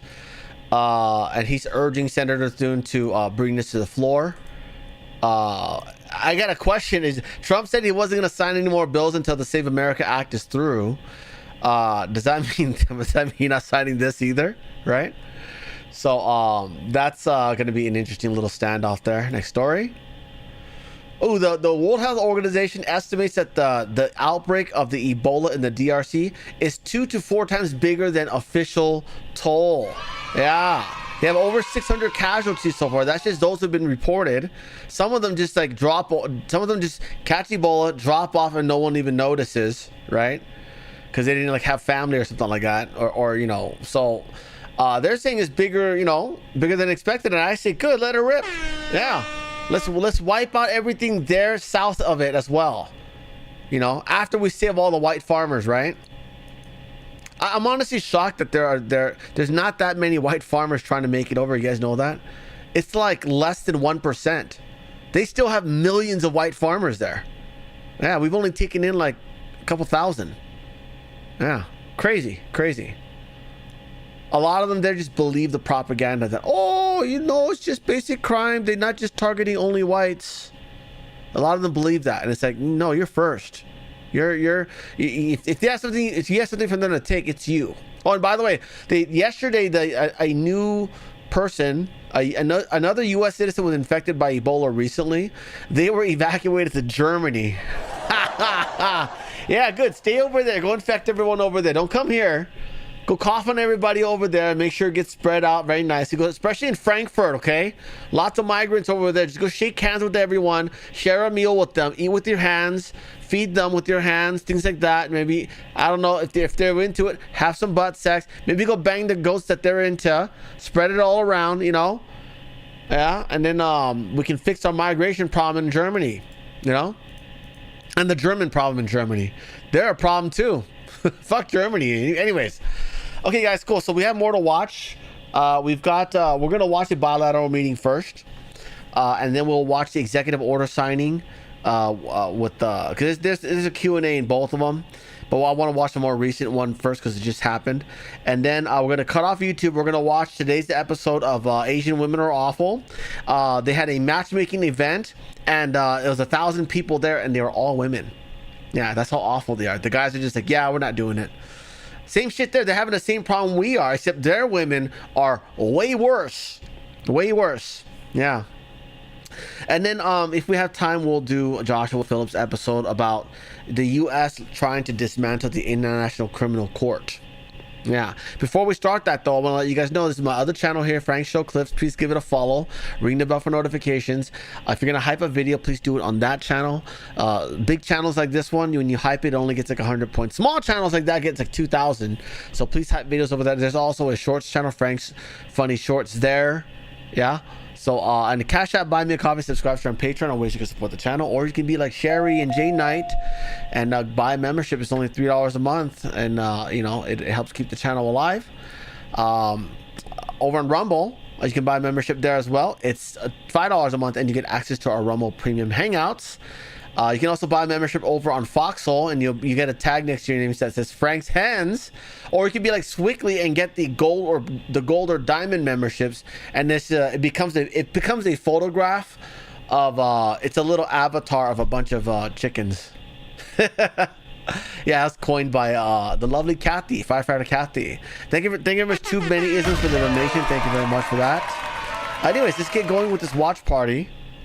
Trump has Iraq in town. The prime minister of Iraq is in town.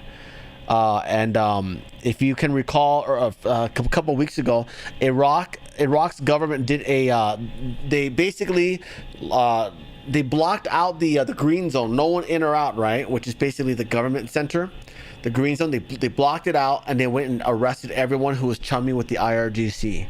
So it was almost as if like Trump told them, hey, get these people out of the country, and then we'll make some deals. We'll make Iraq great again. Okay.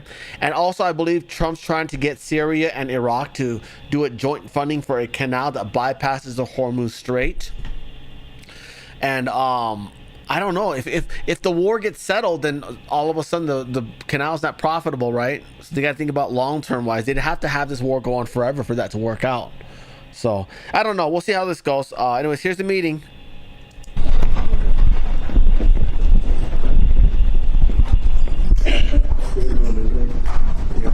Beautiful. Isn't it great? The house. It's a great place.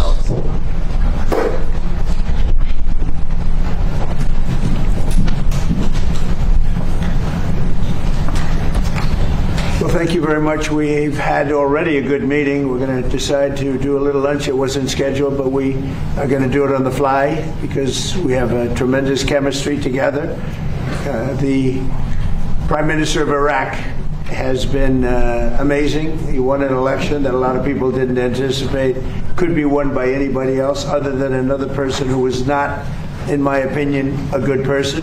Not good for America. I don't think good for Iraq. And I played a role in, it was very important to me to have somebody get in there that can do the job and do it well. And we have a fantastic champion, a new champion. And he won the election very soundly, very conclusively, and he wasn't favored. But by the time they got to know him, he ended up winning. And he's going to be there for a long time. So I just want to say it's a great honor to have the Prime Minister of Iraq with us. He's been a great fighter, and he's been a great fan of America. We'll be discussing that a little bit with you, but they have tremendous oil reserves. They have tremendous potential wealth, and they have tremendous wealth, not only potential.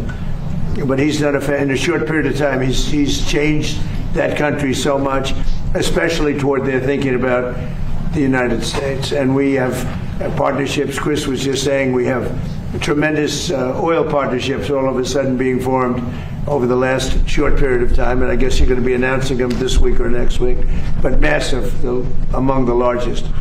So they have done a fantastic job over the last very short period of time, but they have a great leader, the new Prime Minister. He's a great leader. I think he's going to be there for a long period of time, and it's great to have you at the White House. Thank you very much.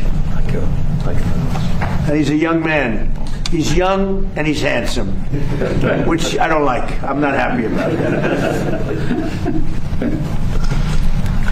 شكرا جزيلا. لقد عقدنا اجتماعا جيدا وقد دعوته إلى وجبة الغداء، وهذا لم يكن ضمن البرنامج والجدول الذي اتفقنا عليه، لكن هنالك كيمياء عظيمة بيننا وبينهم. رئيس الوزراء يقوم بعمل رائع. أنا لم يتوقع أحد أنه سيفوز في هذه الانتخابات، لكن المرشح المضاد له كان شخص لم يعجبني ولم تكن لديه آراء جيدة تجاه أمريكا، لكن كان من المهم جدا لي أن تفوزوا أنتم في هذه الانتخابات، وأنتم تقومون بعمل رائع جدا. والآن لدينا فائز جديد لم تكن حظوظه كبيرة لكنه مع ذلك نجح في هذه الانتخابات. هو شرف عظيم بالنسبة لي أن أستضيف دولة رئيس الوزراء هنا في البيت الأبيض. هو محارب عظيم، وهو أيضا من المعجبين بأمريكا والولايات المتحدة. العراق طبعا دولة غنية لديها كثير من الاحتياطات النفطية، وهي دولة مليئة بالثروات، وفي وقت قصير تمكنتم من القيام بالكثير وتغيير، على الأقل تغيير شعور العراقيين تجاه أمريكا. وكما قال كريس وزير النفط وأشار إلى ذلك أن هنالك صفقات تجارية كبيرة في مجال النفط سوف يتم الإعلان عنها هذا الأسبوع. أنتم تقومون بعمل رائع وقمتم بعمل رائع خلال وقت قصير. رئيس الوزراء طبعا هو أيضا قائد عظيم، وأعتقد أنكم ستخدمون في هذا المنصب لمدة طويلة. طبعا أنتم في مقتبل العمر أنتم شاب أيضا ووسيم، وهذا طبعا لا يعجبني، لكن مع ذلك يشرفني أن أستضيفكم هنا. أشكر حفاوة الاستقبال إلى فخامة الرئيس دونالد ترامب. Thank you for the warm welcome by His Excellency President Trump. وهذه هي زيارتي الأولى This is my first visit إلى الولايات المتحدة الأمريكية. United States of America. فهذه الزيارة لم تكن زيارة عابرة. This visit was not just like any visit. وإنما زيارة إعلان شراكة اقتصادية. Rather, it's an announcement of economic partnership. تحدثت مع فخامة الرئيس. Where I talked to His Excellency. 30/9 سوف تخرج القوات الأمريكية. By 30th of September, the U.S. forces will be out of Iraq. وسوف تدخل الشركات الأمريكية. While the U.S. companies will be inside Iraq. ودائما تخلق العلاقة المجتمعية هي الشراكة الاقتصادية وليس العسكرية. While the social relations is about like economy, it's not like about like military relations. أنقل تحياتي. I would convey my greetings. من أقدم حضارة في العالم. The oldest civilization in the world. إلى أكبر قلب اقتصادي في العالم وتكنولوجي. Economic and technology heart in the world. وأكرر شكري إلى فخامة الرئيس على حفاوة الاستقبال. My thanks to His Excellency the President for the warm welcome. Good. Thank you very much. Please. Go ahead. سمو وسعادة رئيس الوزراء ما تطلب أمريكي لحصر السلاح الميليشيات في يد الدولة وكم اجتماع اليوم وعدم مهاجمة الوجوه هل هذه أهداف تتحقق قبل سبتمبر؟ Mr. President, if I may. Who are you with? I'm with Al Arabiya. I cover the Middle East and Mobile Okay. Sir, is the military attack on Iran, is this a strategy to bring them back to the table, or is it to degrade them so the regime will eventually fall? Well, we don't think we need the military there anymore. It's a very big operation. And what we do have is the oil companies are all going in now, and they're doing partnerships with Iraq, and they're getting along very well. The relationship is a whole big relationship where we don't need the military there. We're there to help them. We're there to protect them if need be, but we don't think that's going to be necessary. And their primary, I consider an opponent. They might have considered a friend, but I consider that an opponent was Iran, was a big burden on Iraq because they were the bully of the Middle East, as you know. And we were just talking about that, but they're not going to have that problem anymore because Iran has been very much destabilized, and really their military power is just a tiny fraction of what it was just 4 months ago. So they're not going to have that problem. I think it's really, in a sense, it's given them freedom to do what they have to do. And I think that's one of the reasons that our oil companies are going in there at levels that have never been seen before. So it's pretty good. You want to answer this? شكرا جزيلا على السؤال. Thank you for your question. ابتداء في منهاج الحكومي. According to the program of the government. هو حصر السلاح بيد الدولة. Is to restrict the possession of weapons to the state. وهذه نقطة أساسية. And this is a basic point. ولدي قرار بها غير قابل للخيار. And I have, and this is like a decision. It's not an option. تم استلام. We received أسلحة كثيرة من قبل بعض الفصائل. Weapons by different factions. واللي يسلم سلاحه. And he whoever surrender his weapon. ويتحول إلى جهة سياسية ومدنية. Turned into like a political or civilian. من ناحيتنا سيتم التعاون معه. We will cooperate with them. بعد 30/9. After the 30th of September. لا حاجة لوجود أي فصائل. There's no any need for the presence of any faction. لكون الفصائل. Because factions. هي حاجة وليس مهنة. Is a need. It's not a profession. وماكو مبرر لبقائهم بعد 30/9. No any justification for their existence after the 30th of September. إن شاء الله نهاية هذا العام أو بداية العام القادم. By the end of this year or by the beginning of the next year. سوف نعلن أكبر مؤتمر السيادة الوطني. The sovereignty conference is the biggest conference in the region. قرار العراق بيد العراقيين. The Iraqi decision is by the hand of the Iraqis only. وقواتنا الأمنية قادرة على حماية أراضيها. And our security forces are capable of protecting their borders. بعد 30/9. After the 30th of September. لا نسمح لأي جهة تحمل سلاح خارج نطاق الدولة. Never accept for any entity to carry weapons outside the control of a state. Thank you, President Trump. I have two questions. I was wondering if you could explain your changing thinking on the Strait of Hormuz, applying a 20% fee. How did you get to the decision you just announced? Yeah, so when I put that out yesterday, because we've been doing that for many, many years, it was never fair to me that we would be guarding the strait when we basically don't take any, we don't need the oil at all. And it wasn't important for us, but it was important for allies. It was important for people that we get along with very well, including the major Gulf state countries.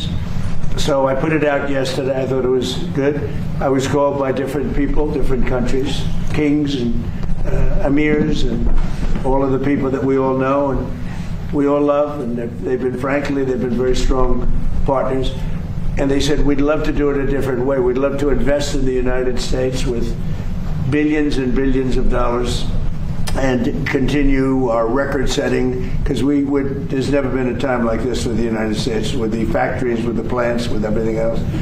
And we would like to invest tremendously in the United States as opposed to charging a fee.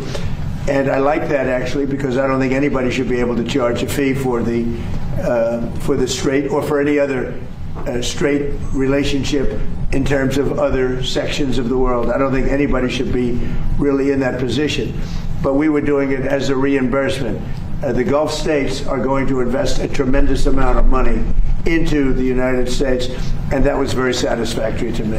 I think it's actually much better. If I could also ask, are you aware of why the FBI is looking into Senator Graham's death? Have you gotten any updates on why they were at his home? Well, I don't know why, because I think, he had a problem. His father had a very similar problem, as you know. It's very unique. At first I heard it was clogged arteries, because he did have clogged arteries. He had a problem with that. He was, I wish he took better care of himself. I say, you can solve that problem, but what happened is actually something that's very hard to detect. It was not related to any blockage. It was a totally different thing. And supposedly, and I've watched all the medical reports, I've had the doctors from the White House come in and explain what happened. And this is something that is almost undetectable. And if it happens, there's not much you can do about it. It sounds unfortunate, but there's not much you can do about it. If you look at his father died of the same thing at about the same age.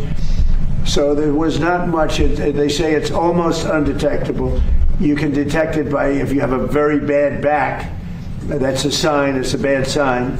So if anybody has a bad back, it's a pretty rough thing to think about. But the fact that's one of the primary signs. And he would tell me he had a bad back. But little did anyone realize it was for that. So, and when that bursts, which it did, it burst. There's not much. So I don't see a lot of evil there. I know there's all sorts of conspiracy theories going along, and I don't think the FBI. I think the FBI is wasting their time if they're doing that. Yeah. Sir, just on the prior question, the Hormuz Strait whole idea for you, that's dead now. That's completely gone. No, I just told you. You have Saudi Arabia, UAE, Qatar, Bahrain, and Kuwait, primarily, and then others.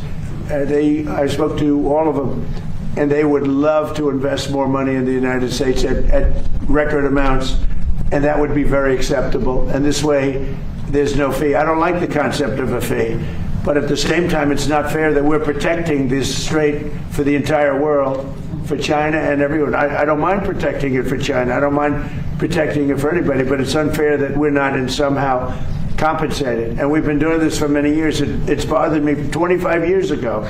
It bothered me. During my first term, I was doing things like you have to invest in the United States. But by doing it that way, there's no fee. They're investing and they're getting a return on their money, and it's good. But they're going to be making massive investments into the United States, and I like that much better. Can I ask you a bit about the meeting you had today, whether you discussed OPEC? There's been some reporting that Iraq is pushing for changes to OPEC, a larger share, and even that they might consider leaving it all. That's the gentleman right here, because here he is. Would you like to know about it? Are you considering, Mr. Prime Minister, leaving OPEC, or are you pushing for changes within it? And Mr. President, would you support Well, I support him. For changes? I supported him very early I endorsed him, something I rarely do, but I've had great successes endorsing. We just had Colombia, which was a big one. Argentina was a big one. We had many. I've endorsed, I think everybody I've endorsed from a foreign standpoint, they just win. Yeah. And, I've been hearing great things. I'm a student of a lot of history, and I do know a lot about the history of Iraq, and I've watched what was happening in Iraq with the elections, and I put a very strong endorsement out because I was very unhappy with the man that was supposed to win the election. And this great gentleman. I think he's going to end up being a great leader. He won. So I'm very happy about that. As far as OPEC, that's his decision, and you might ask him that question. لا أوبك احنا أحد البلدان المؤسسة لها. We are one of the countries that established OPEC. لكن نريد حقنا وحصة منصفة للعراق. We need like a fair share for Iraq. العراق حارب داعش. Iraq fought ISIS. والإرهاب بأجمعه. And terrorism at all. وبدعم الولايات المتحدة الأمريكية. Support of the United States of America. وهذه الحرب مع داعش. This fight with ISIS. كلفتنا نفقات كبيرة. It cost us like huge amounts of money. ودمرت البنى التحتية العراقية. Destroyed the Iraqi infrastructure. مقدار الضرر اللي أصاب العراق. The damage that really was against Iraq. أكثر من 400 مليار دولار. Is more than $400 billion. لليوم بعض العراقيين مدن مدمرة. Until today, like some Iraqi cities are totally destroyed. ويسكنون في مخيمات. They're like living camps. والآن لدي خطة أعيدهم إلى دورهم. I have a plan to get them back to their homes. نريد حصة منصفة للعراق. We need a fair share. لا أكثر من ذلك. We need a fair share. I'd like this answer because if you remember, even though I was a civilian and had no thought of running for president, I get a disproportionate amount of publicity, as you probably heard. And I used to say, don't go into Iraq. Don't attack Iraq. Frankly, they attacked the wrong country. And they did a lot of damage. Yeah. Thank you. Given how the Iranians have been behaving, do you have any regrets about lifting the naval blockade or giving the sanctions waivers? No, I gave them a chance. I wanted to give them a chance at making a deal. You know, we had a deal 2 days ago. It was done. And then all of a sudden, they couldn't do it. They didn't like something about the deal. They couldn't do it. And they shot first. And that was a big mistake that they shot first because we have been knocking the hell out of them. They're very difficult people. 47 years we put up with it. The SS Cole. You go back all the way, thousands of people, thousands of Americans were killed, a lot of soldiers were killed. A lot of soldiers are walking around or not walking around. I mean, they've been so badly injured. The arms, the legs, the face, with the Soleimani, with the bomb. They call it the roadside bomb. Most people call it the roadside bomb. It's a disaster. And I killed him in my first administration. Had I not, it might be a different story today. He was a mad genius. He was probably a madman, but he was a general, and he had total control over the country. And I actually think the leaders of Iran were afraid of Soleimani. But I killed him. And by the way, with him went a very bad person also. They happened to be meeting each other at the airport. And a very bad person from Iraq happened to be a leader of Iraq happened to be killed in that same incident. So I don't know if I did you a favor or not. I've never asked you that question. You probably would know better than me. But no, I think that what we've done to Iran is we've taken away almost all of their military capability. Go ahead, you explain it. Explain it. Hold on. He has to hear that. Go ahead. هو بيسأل عن قاسم سليماني وانه كيف تم قتله على يده في الولايه الاولى له في عندما كان رئيسا للولايات المتحده. فالفكره هو طبعا كان شخص ذكي جدا وعبقري لكنه كان شرير بنهايه المطاف. وفي حادث استهداف وقتل عراقي كان في صحبته كانوا يلتقوا في مطار في العراق في بغداد. فهو بيسأل هل هو كان عملكم خدمة أم لا؟ ما هي النظرة بالنسبة لمقتل سليماني؟ أنا في ذاك الوقت لا أمارس السياسة. At that time I was not in politics. وأريد كل جيتي نتحدث عن المستقبل إيش راح نسوي. In my visit, like I'd like to talk about the future. شبعانين من ماضينا القديم. Now like we are fed up with the past.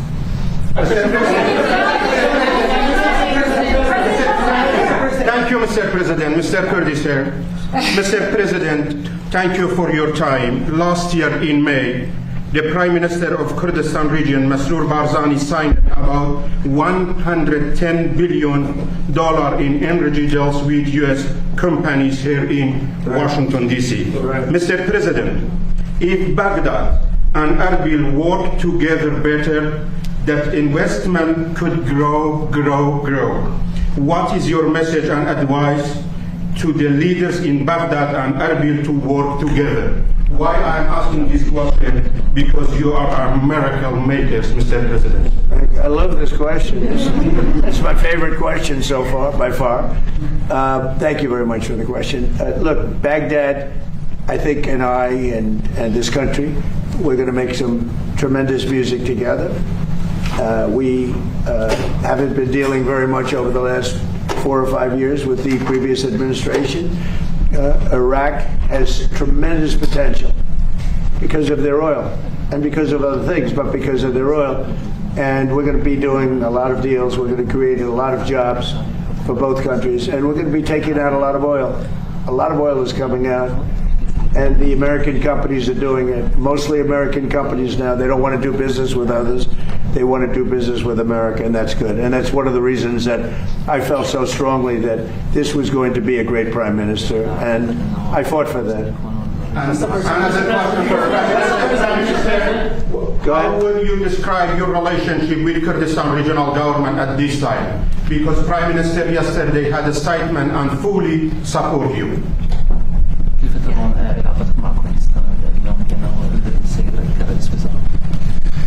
أنا أنظر للعراق جسد. I look at Iraq as a body. وكل رقعة جغرافية في العراق هي عضو من جسدي. Each part of Iraq is part of my own body. فما راح أميز عضو عن آخر. So I would never distinguish between any organ. ولا يمكن أن أقطع جزء من جسدي بيدي. And I cannot cut off any part of any organ from my own body. كردستان جزء مهم من العراق. Kurdistan is such an important part of Iraq. لا يختلفون عن البصرة وعن المحافظات الأخرى. No different than Basra and other provinces. But because such nice things were said about him, that means he likes the man that said those nice things. Thank you so much, Mr. President. I have a question for you and a question for Prime Minister. The first question, Mr. Prime Minister, why did you choose the United States as your first trade partner? And what steps, concrete steps, do you take when you go back to Iraq to make sure that the agreements you are reaching in Washington, D.C. implemented? أنا ورثت بلد ثقيل. I inherited such a heavy burden country. وأنا كماجستير مالية. I have a master's degree in finance. حللت الوضع الاقتصادي للبلد. I analyzed the economic situation of the country. هذا الثقل يراد معي شريك استراتيجي يحمله معي. This burden, I need such a strategic partner to really lift this burden. وأهم شريك استراتيجي في العالم. The most important strategic partnership in the world is the United States of America. فلم تكن زيارتي عابرة أو من فراغ. It wasn't just like any visit or I came out of. ولم تكن عاطفية وإنما عقلية. It's not emotional. It's about mind. Inflation slowed to 3.5%. Yeah, thank you. Will this trend hold now that strikes on Iran? I think so. I think it's going to. Inflation's down. We inherited the worst inflation in the history of our country. They say 48 years. It was the worst in the history of our country from Biden, Sleepy Joe. He might have been sleepy, but boy, he could create inflation like nobody. And I inherited that, and I got blamed for it, and it's not my fault. We are putting it to sleep. And we've done a great job, Scott and Howard and Marco and even Pete, because he's watching his dollars, right? But they've done a fantastic job. We've all done a fantastic job. So we had the worst inflation in history and the history of our country. I mean, we had months where it was 9 and 10%. And now we have a report just came out. It was just released. Thank you for bringing it up. But the report was incredible. Inflation is way down. That means prices are coming way down, and we're doing a great job. And remember that for the midterms. I say to that camera, remember that because nobody else could do it. Prices are way down. Prices are coming way down, and we're going to bring them much lower yet. Okay. Around the world and around the nation are anticipating your big announcement on Thursday night regarding election machines and integrity. Can you give us sort of a sneak peek about what to expect? And tell well, I'd rather save it. It will concern that subject, and we'll have a couple of other things to say also. But I'd rather save it, but it's really big news. It's really, really big news. And our country has to shape up. But that's what we're going to be talking about Thursday is it doesn't get bigger, because without free and fair elections, you don't have a country. We'll be discussing other things too, but it's going to be a very big announcement. Yeah. Mr. President, your administration pushed hard to shape Iraq's leadership and tied U.S. support to disarming Iran-backed factions. With the September 15th deadline weeks away, what happening in Baghdad misses it, and does the U.S. troops withdrawal from Kurdistan region still proceed on schedule? I think everything's on schedule. We have a great, here we are. I mean, we're right now, I even called for a lunch that wasn't scheduled, okay? So in that way, but no, I don't think I've ever done that where we didn't have lunch. I said, let's have lunch. You know why? Because I like them. I like them. So I think that's all going to work out very well. Yeah. Sir, you want this Russia sanctions bill signed within the next week or two, and will you sign it? Well, I know that Lindsey wanted it very badly. I think they may be adding Iran to it. They're going to add Iran, which is a very big thing. If they did that, they may add Hezbollah too. Just put them if you do business with Hezbollah. So we're looking at that, but they're seriously thinking, and this is in honor of Lindsey. This was his thing. He wanted this more than any other thing. You know how he felt. And there's a good chance that it gets done, but they'd like to add Iran, and they'd like to add Hezbollah to it. That's what I'm hearing. So. And if that means secondary sanctions on China, India, Europe... But we'll have to look. That hasn't been discussed. My question for you, the Prime Minister on his daily has not campaigned to pay victims held by militia under the control of the state. How does your administration support him to accomplish his vision? And my second question, how do you envision the future relations between Kurdistan region and Iraq? I think everything is going to work out. I think the Middle East, believe it or not, is coming together. We're getting rid of the bully of the Middle East. Iran was the bully of the Middle East. They bullied Iraq. They bullied every country. There was fear all over the Middle East with other countries. I understand that, but there was fear. But there's no fear anymore because their military capability has been knocked to hell, and there's no fear. I think the Middle East is coming together like it's never come together before. You can't have a dominant factor like Iran that would kill 52,000 protesters. You know, they killed, nobody likes talking about that. I don't like talking about it. They killed 52,000 protesters. So the bottom line, all regions, I believe, are coming together. And I think this is going to be one of the great leaders right here. It's going to be one of the great leaders in the Middle East. Go ahead, please. Just explain that, please.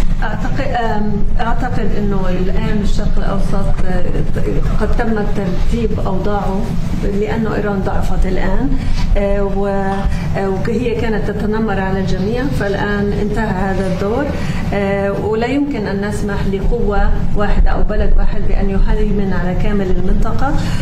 يعني الناس يغفلون عن أن إيران كذلك، الحكومة الإيرانية قتلت 52,000 متظاهر في إيران. طبعا نحن لا يمكننا أن نحن لا نتحدث عن ذلك، وأنا نفسي يعني أنا الرئيس أكره أن أفكر في هذا الأمر، لكنهم كذلك. والآن انتهى هذا الدور ولم يعد لإيران أي دور في التنمر على أي من جيرانها. And I think we could go into this for a long time. And the bottom line is that we have a fantastic relationship with many countries now. I just came back from NATO. Many of you were there and you saw how that worked out. It was a phenomenal, it was a love fest, to be honest. And they love the United States. They even like me, but they love the United States. And we're going to cut costs there by hundreds of billions of dollars maybe. But the NATO event was incredible. Today's event is incredible. This is a potentially really great country. And many people would say it's a great country. We're helping it. We want to help it. We have a fantastic relationship with the new Prime Minister. He's a strong person. He's a very brilliant guy. He's very much acknowledged. Or he couldn't have won that election. That was a highly competitive election. And he went out and won. And it's a big story. I mean, it's a big, big story. And I just want to say that the United States has never done better. We're doing well. You know, more people are working today in the United States than at any time in history. We have more things being built. Factories, plants, AI, automobile plants are being built at record numbers, more than we've ever had ever before. The tariffs have have been used very judiciously and properly, and companies are pouring in, and countries are pouring into this country to build factories, because when they build them, they have no tariffs. And we have numbers, $19.2 trillion. As an example, under Biden, it was less than $1 trillion for 4 years. We're at $19.2 trillion for 12 months. Nobody's ever seen anything like it. Our relationship with Iraq is, I would say, it went from being not so good to being outstanding. And we're going to have a long-term relationship with Iraq. We're going to have a long-term relationship with a man that will be a great leader. Mark my words. I knew what I was doing. This man is going to be a great leader in the Middle East, beyond Iraq. His influence is going to spread all throughout the Middle East. And we're very happy about it. And we are very happy to have you with us. Thank you very much.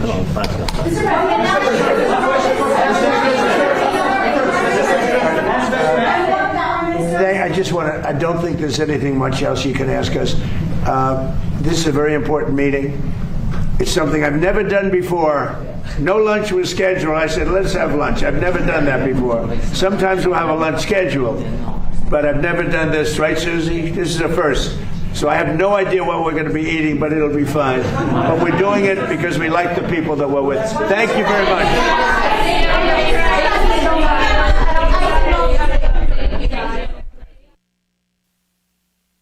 Governor of Utah, and we have a lot of other very high representatives from Utah, at least mostly from Utah.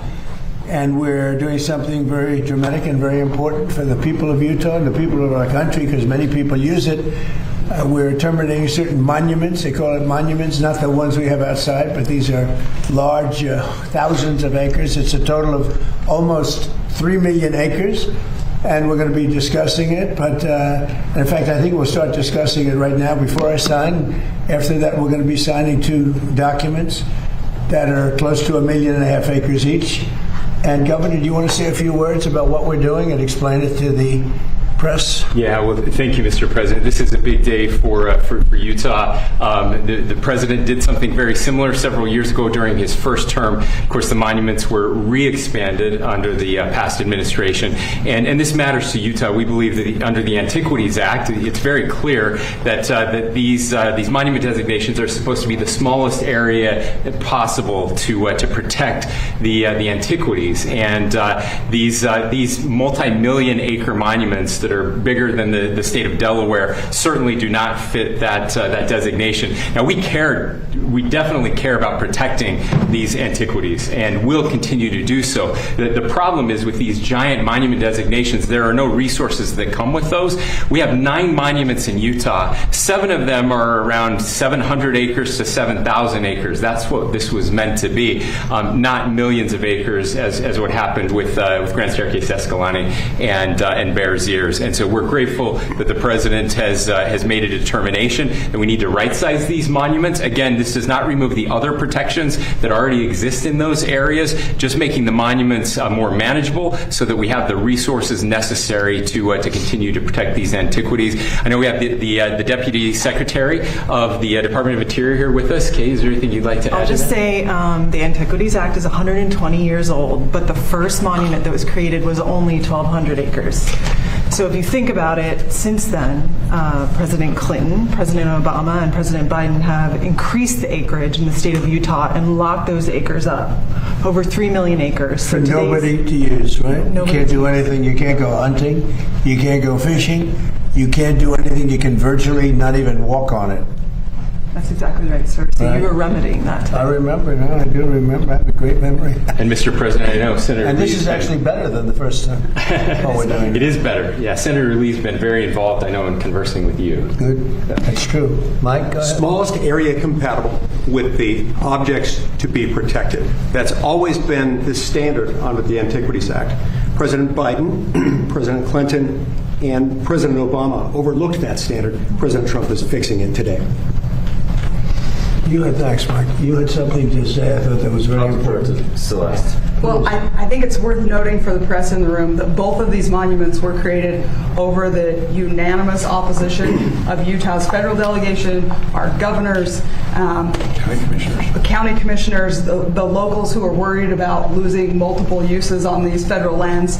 And we're standing here with the governor, the Speaker of the Utah House, the entire Utah federal delegation supporting a president listening to the people of Utah and saying, we know you value this land, you want it used for multiple use and not locked up. And so this is a very different process than how the monuments were created.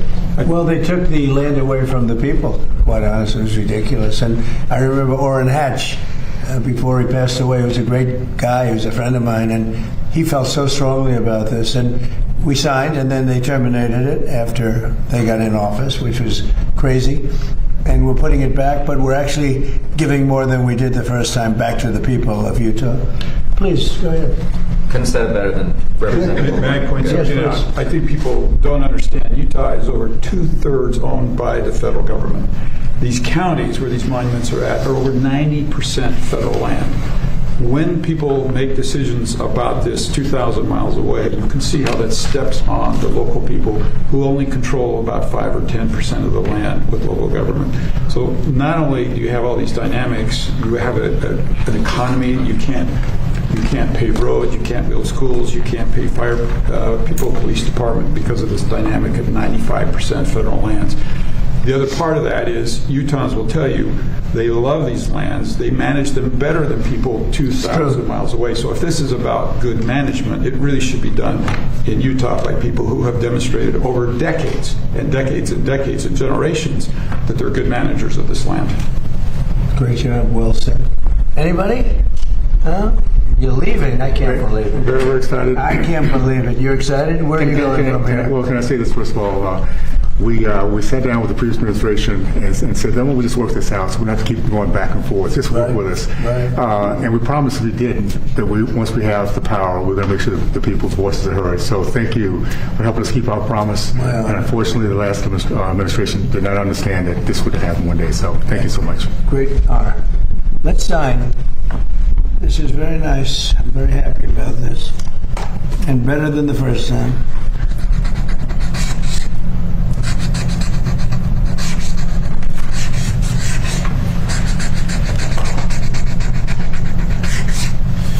Okay, here's number one.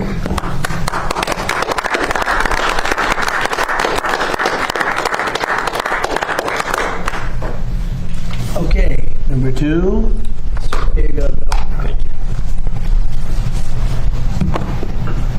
Almost 3 million acres.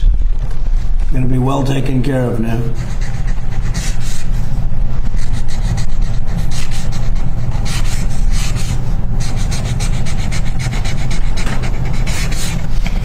Okay.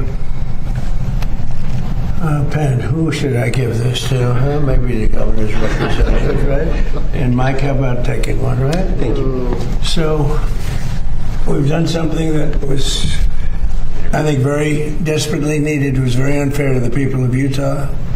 And now fairness has been brought back. It's going to be better taken care of. And they'll be able to use it a little bit. So there's something very nice about that. Okay. Thank you, Mr. President. Thank you.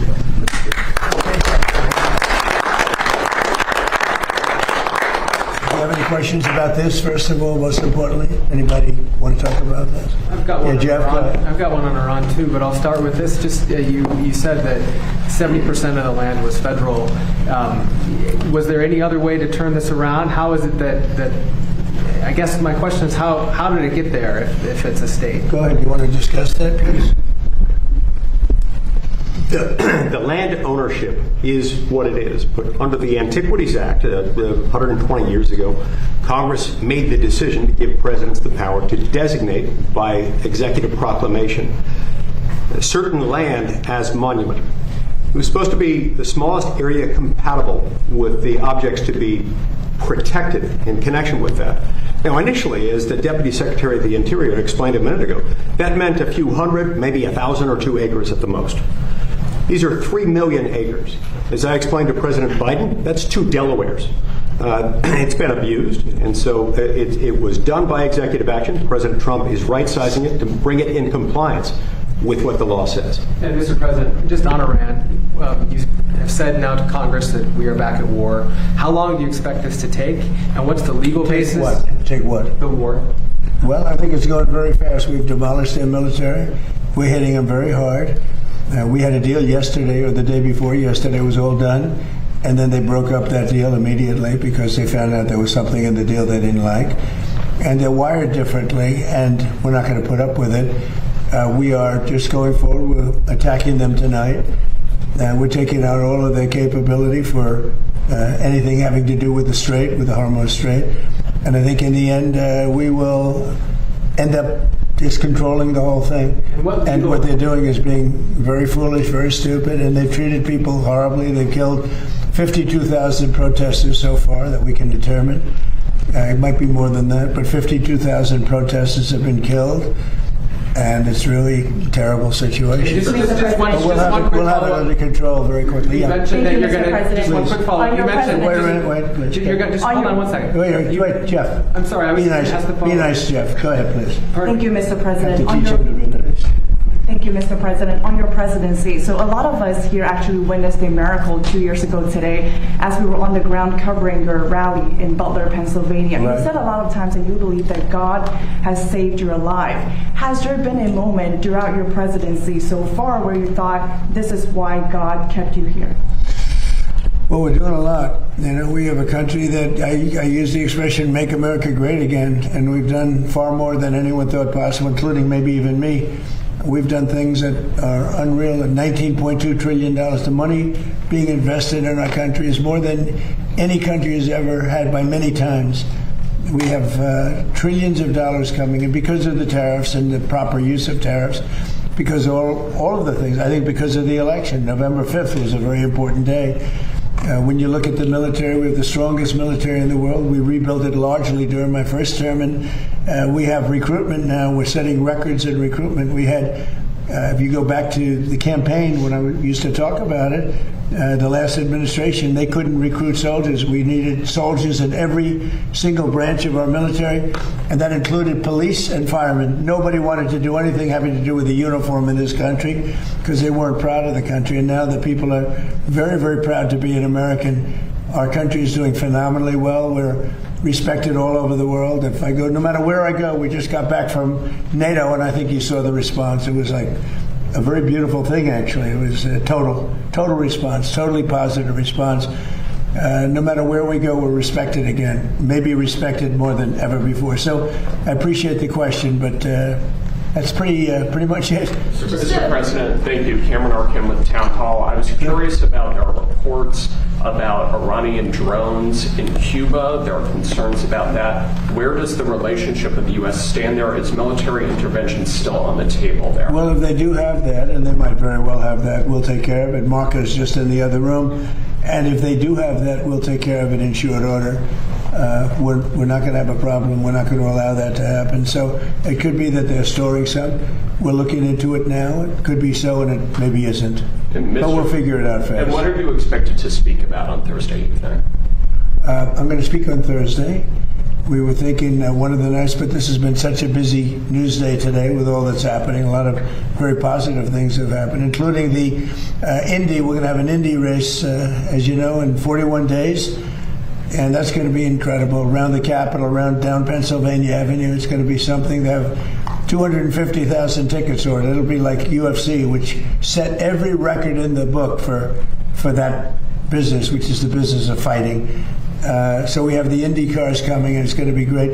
And while we're talking, I have to pay on behalf of Mike and myself, and I think everybody's standing behind me very strongly. I want to pay my respects to Lindsey, who was our friend. He was a friend of all of us. He was a great guy. He was a great politician, actually. And it's hard to believe he's gone. He spoke to me just before he passed away, just to say hello. He got back. He felt fine. He was a little tired. And then this whole thing happened. And it's tough. So the flags are at half-mast until Saturday evening, which is an extended period of time, generally speaking, but I think he deserves it. and he's a fantastic person. He was a fantastic man. He was actually a great politician. He got along with almost everybody, and when he didn't get along, they knew it. He was tough, but he was a good man. He was very much in favor of the Save America Act. He called me about that. We were talking about that and some other things, but he just felt tired, but he felt fine. And then this horrible thing happened just a short time afterwards. So it was terrible. I just want to pay our respects. Mr. President, you mentioned that Iran has agreed to a deal and then walked away from it. Have you reached the conclusion that a negotiated settlement won't be able to happen? No, I never reached that conclusion, but we're hitting them very heavy tonight, as you know. We're hitting them. We have tremendous amounts of ammunition. We have numbers that we haven't had in years. And we're hitting them very hard, and it'll continue, and we'll see what happens. But we're knocking out all of their offensive capability, and we're controlling the straits. We're putting the blockade back. And it's a blockade not for anybody but Iran. In other words, anybody doing business with Iran can't go through. Everyone else will be able to go through. So it's a blockade. It's a very strong blockade. The blockade was probably more effective even than hitting them, but I think the combination is the thing that really does it. But you think a deal is still possible? You think they'll return to the... Yeah, I think a deal is possible. Sure, I do. But, Mr. President, you noted the United States is bombing Iran again. I mean, you've been bombing Iran for months now. Is this just the new normal for the Americans? No. Well, you know, we're in Vietnam for 19 years. We're here for 4 months. So I think we've done a lot. We've knocked out their Navy in a period of 1 month. We knocked out their Air Force. Their Air Force is non-existent. We knocked out most of their missiles, most of their drones. We knocked out their drone manufacturing capability, about 92%. Their missile capability for manufacturing, we knocked out 89%. And they have a little capability, but they don't have any capability for us. This is almost a military skirmish. Now, with all of that being said, you have to get people that want to make something. We had a deal with them 2 days ago, and then they said, oh, we can't make that deal. We have to negotiate it further. And this is what they've done for 47 years. The difference is nobody negotiated like I do. And this should have been done by Bush and Obama and Biden and people before them. Frankly, it's 47 years they've been ripping off everybody and really hurting and killing thousands of people. So they killed 52,000 protesters, but they killed many, many people with Soleimani, who I killed in the first term. Soleimani killed many people, many people, and not only killed, when you see a young former soldier walking around with no legs, no arms, a face that's been horribly hurt, that was done by Iran. That was done by Soleimani, who was a person that was very evil. He was an evil genius. He was looking to take out a lot of our military installations in Iraq and Iran, and I got him before he got us. So we have to do what we're doing, and the strait is open. It will be open. We've cut down their capability very substantially, but they're going to fight for a while. Our military has done a fantastic job. And the bottom line, though, and I say it to everybody, and I say it as much as they want to listen, Iran will not have a nuclear weapon. If we didn't bomb them with the B-2 bombers, that plane right there, if we didn't bomb them, they would have had a nuclear weapon long ago. 1 month, within 1 month from the day we bombed them, they would have had, if we didn't do it, they would have had a nuclear weapon. If they had a nuclear weapon, Israel would no longer be with us. The Middle East probably would no longer be with us, because you saw they sent missiles to 5 different countries that never even knew they were involved, because they're stone cold crazy. They are crazy. And we're not going to put it up. Yeah, I want to be reimbursed because we're protecting a very rich portion of the world. We're spending money. And so what we've done is we are going to be reimbursed for protection. We're protecting by the countries that we're helping. For instance, you look at the 5 countries. You have Saudi Arabia, you have UAE, you have Qatar, or Qatar as I always say, you have Qatar, Bahrain, and by the way, you have others. You have Kuwait, and you have others, and they will do very well. But we think it's appropriate that we don't need them. We have more oil than any other country in the world. When you add Venezuela, which has been amazing, which has tremendous amounts of oil that we control, when you add Venezuela and everything else, we have more than 50% of the world's supply. We don't need it.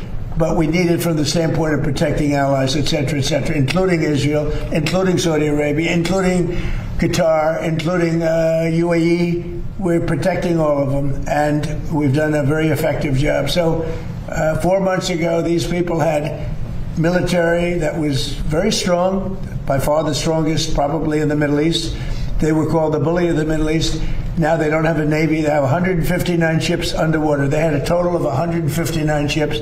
Now every one of them is underwater. They had 230 airplanes, attack planes. They're all gone. They're gone.